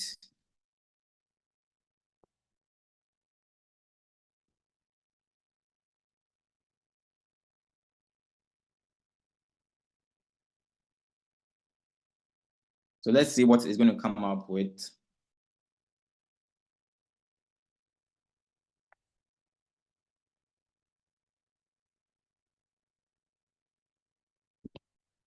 Please, can you see the prompt? I just asked it to create social media post for our food delivery service. So it's creating an Instagram post. And please, can we all see? Yes. Yes. And do we like what it's suggesting? So let me read the first one. So for instance, the Instagram post, so insert the image. So craving for this, get it delivered to your doorstep with, it's using Gourmet Go. So in our case, Dine Dash, fresh and fast, just a tap away, food delivery hashtag. Then the Facebook post, don't feel like cooking tonight, we've got you covered. Okay, then the X post, feeling hungry, don't wait, get your food fast with us.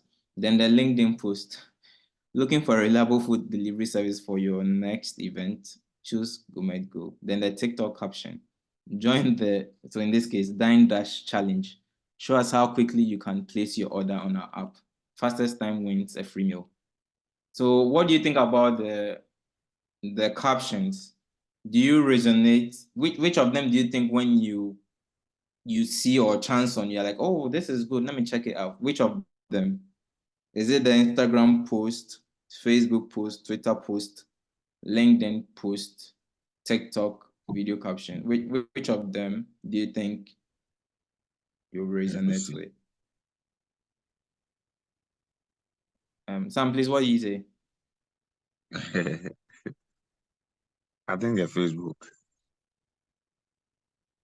Facebook, okay. But how about the Twitter post? Feeling hungry? But they Don't are wait, not all bad. Yeah, They are all good. Yeah, they are good. Okay. Good. So now that we've Miss Pat, please, were you saying something? I was saying that they are all good. Okay. So now that we've figured how to use the Copilot and the notebook, now let's look at using Canva to create lovely designs. So for each of them, the good thing about it is you just need to have a Gmail account. So once you enter the URL, you sign up with the Gmail account. So there's Canva. So let's say now we have Dine Dash, right? And we want to create a poster. Please, let's start Sam, forget. please, are you saying something? Yeah. Yes.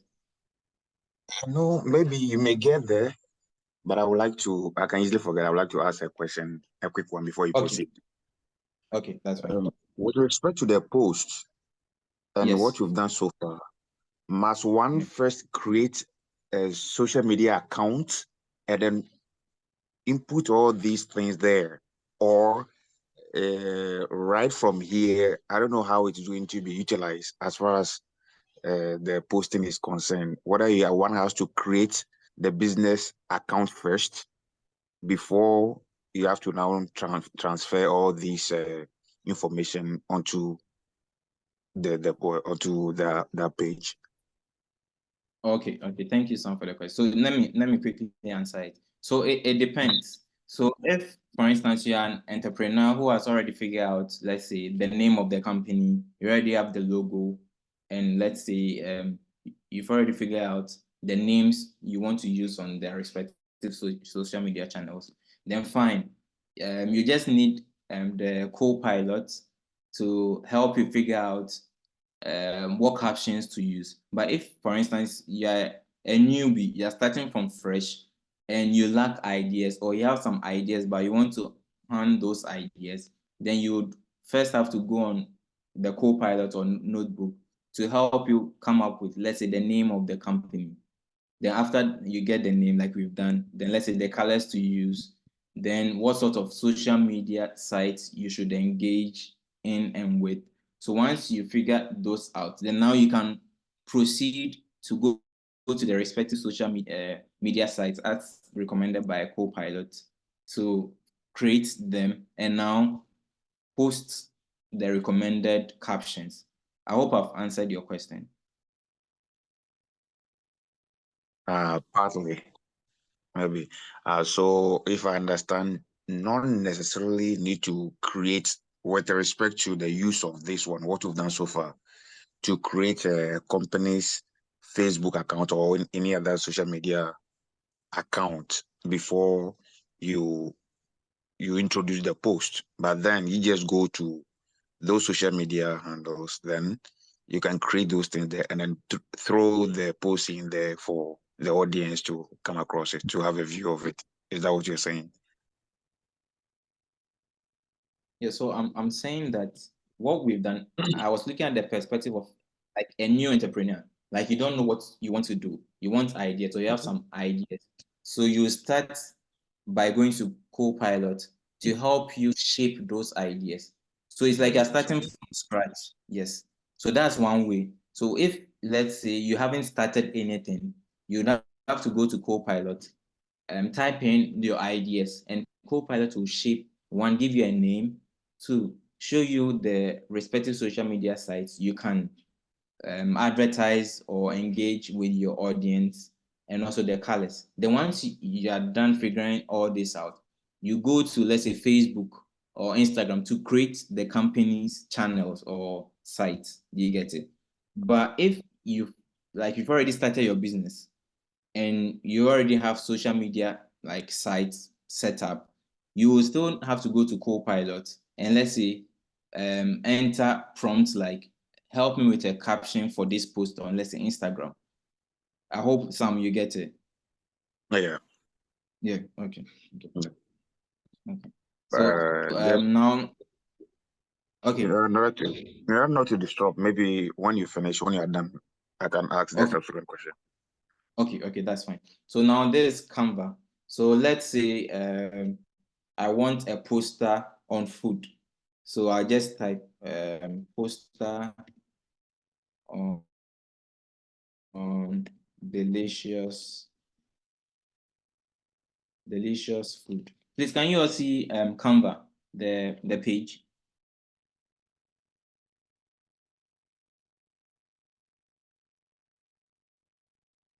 Please, can we all see? Yes, please, we can see. Okay. So once you search for it, it's going to give you suggested templates. So post on delicious food.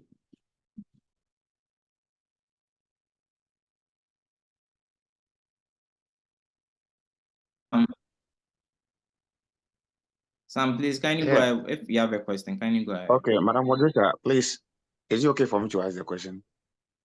Yeah, I think we can just take your question and bring the session to a close. Yeah. Oh, okay. Please, sir, with respect to what you've done so far, like you said, from a newbie, someone who just entered. Now, my assumption is this: if someone has already established a company from the early stages by way of registering and has attained a name and used for the registration for the company, but yet to go into the proper business itself, in what way can this whole process be applicable to the person? Even because I know some people, I have a company here, there are new ones too, who do not even have a clear-cut direction as to exactly what they want to engage in. But it has happened that they need to register a company and they have registered it, but they are yet to start operation. And they know some of them do not know how to even go by. How are they going to apply this, or how will this help them? Registering not a total entire Okay, new, so but something has been done, not complete.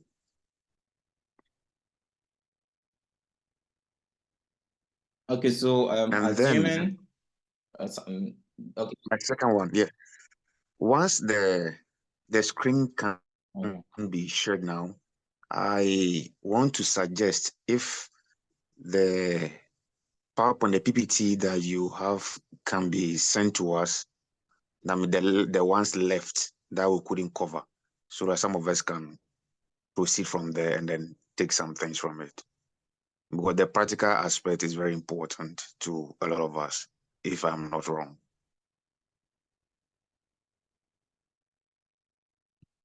Yes, definitely. Yeah, I'm going to share with either Steph or is it April? I think April is she the moderator?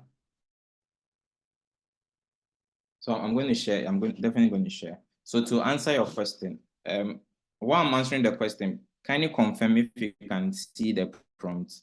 Food deliveries service poster. Service templates. So to answer Sam's question, yes. So we can see like lovely templates. So on my left, you can see food delivery service. You see a gentleman on the motorcycle.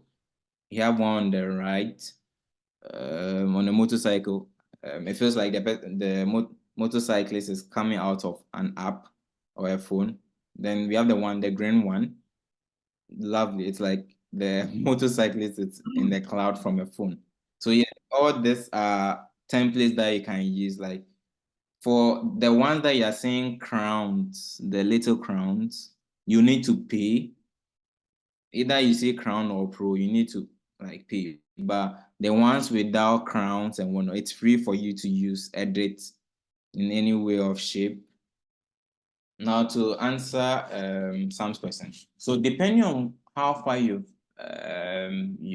ventured in your business. So assuming you have a name, but you haven't registered, Copilot will be the best tool for you to refine your strategy or refine some of your operations. So it can even help you change the name and give you and cite reasons for it if you haven't registered the company. Because once you've registered the company, going back to change the name, the bureaucracy and whatnot. But if, for instance, you have a name but you haven't registered, I would suggest that you go back to Copilot, which will be your drawing board. You can enter the name of the company that you already have in mind. Give it a prompt that you have this company in mind. It's called this. Then you describe what the company is about, like your product or your services. Then Copilot would either suggest that you change or maintain it and give you like some steps that, okay, this is a great idea. Use this tool or that tool to optimize it. So for instance, if you don't know how to scale your service, I mentioned scalability in my presentation. You can ask Copilot in the notebook session that, how do I scale this service in the next, let's say, 2 or 3 years? It's going to give you some ideas that, okay, make sure you leverage on, let's say, website designing. You hire only 2 people or instead of 5 people. Make sure you do ad placement on this site or that site. So looking at it from a newbie, you having a name and not registered, you can look at it from this angle. But assuming you've already registered your company, it's going to be difficult changing the name. But nonetheless, you can still use Copilot to refine some of your strategies.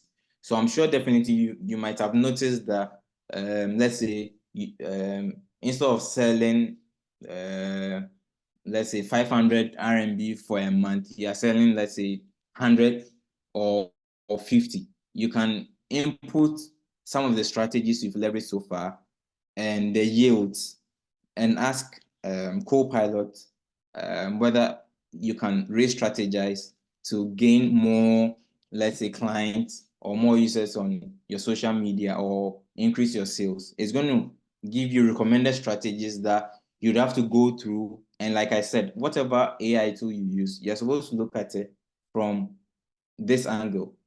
Whatever recommendation, do they align with my business needs?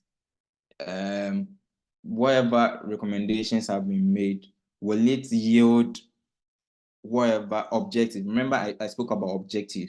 Why do you want to use this AI? So you should try and figure out based on the demonstrations and all that I've said. But Copilot and the other AI tools, they're really great. And like I said, you don't need to pay for them. They can perform the task of, let's say, 7 people. So instead of, let's say, hiring people to do your design, your web design, or your visuals, like the way we are using Canva, it can tell you that, okay, use Canva, use Figma, use this to create your website or your designs instead of hiring this and that. And it's all part of the strategies. Sam, please, I hope I've explained and answered your question. Yeah. Okay. Thank you so much. So this Canva, you're welcome. And I'm sure the moderator will be on my next soon. I really wish we could go through the website and at least this That would be Canva great. thing. As far as I'm concerned, that would be great. But I don't know if, or better still, maybe if I can have your contact, or so I Madam can contact you. Moderator.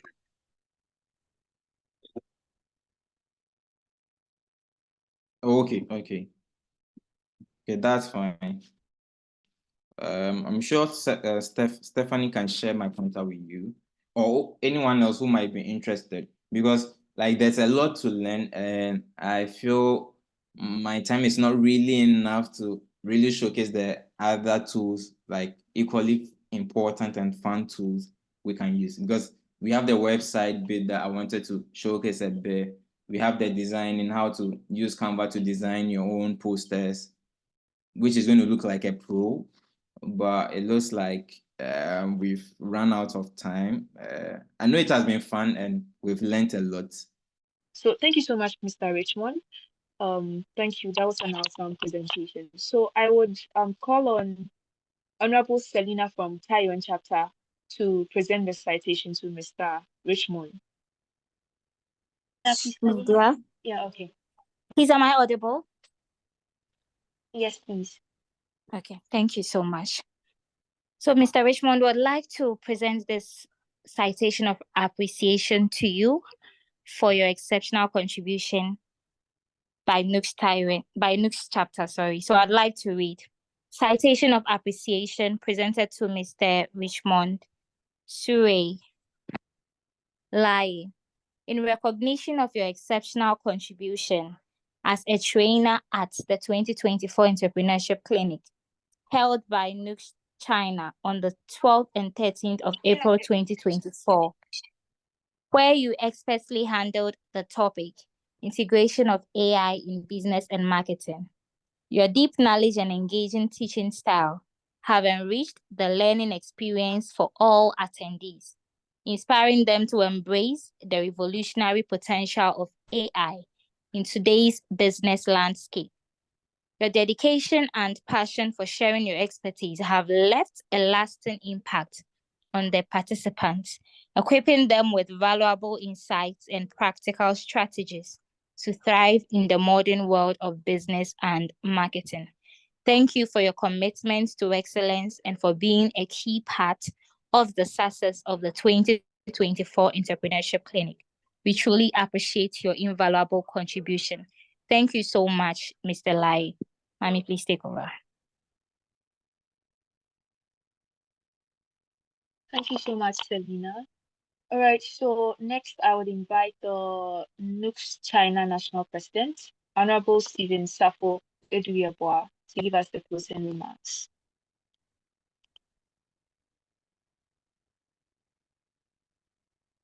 So on behalf of the National President and then the project committee, we appreciate the fact that all of you have made time to participate in this year's Entrepreneurship Clinic.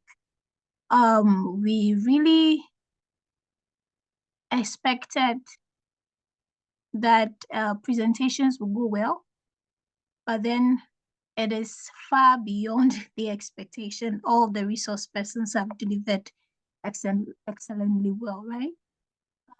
What we want to say is that this is not the end of our programs as a NEC. We want our people to benefit in every way, to grow academically, business-wise, become better in every way that we can, because whatever we become here would inure to the benefit of our motherland. It is not just about academics, but also becoming business gurus where possible. So we expect your cooperation with the rest of our events. We still have the AVBA program that is coming up. Let's all come on board. Let's put our hands on deck, strive and make sure our union becomes better and greater as we expect to benefit from the union. So we thank you all. This is not a vote of thanks, but as a closing remark, we just want to appreciate us, NEC, that is heading the administration of this union. So let's stay in touch, let's cooperate and make sure that our union is better. Thank you. Thank you so much, Ree.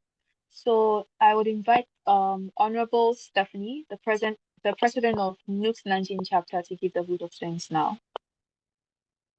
Okay, thank you very much for the opportunity. On behalf of NUGS-CHINA and the projects committee, I would like to extend our heartfelt gratitude to all our resource personnel for their exceptional presentation at the Entrepreneurship Clinic. The expertise and insights have truly enriched our understanding on each topic. We would also want to extend our heartfelt gratitude to all presidents, all executives, and to the publishers and to every one of you who partook in this seminar. Once again, thank you for your valuable contribution to this seminar. Your expertise and insight have undoubtedly inspired and empowered our participants. We look forward to the possibility of collaborating with you again in future. Not to forget, a special thanks to the organizers for their earnest efforts to make it a success. Nyamin Shramo, Nyumo Ajobo, Maujrao, and Onyamishro. Thank you very much. Wow, thank you too. All right, so we have a few announcements from NEC. So I would invite Honorable Lawrence Yajin Davis, the National General Secretary, to give us the announcements. Over to you, SG. Okay, thank you very much. Welcome. So the only announcement is the upcoming AFBA and AEA conference, that is the African Beyond Aid and the Academic Excellence Awards. That comes off from the 1st to the 3rd of May 2024. So please, we are all encouraged to send our nominations for the awards and to prepare accordingly. Thank you very much. Thank you. Over to you, Woko. So, yeah, sure. Thank you so much. So, what better way to end our program than to do so?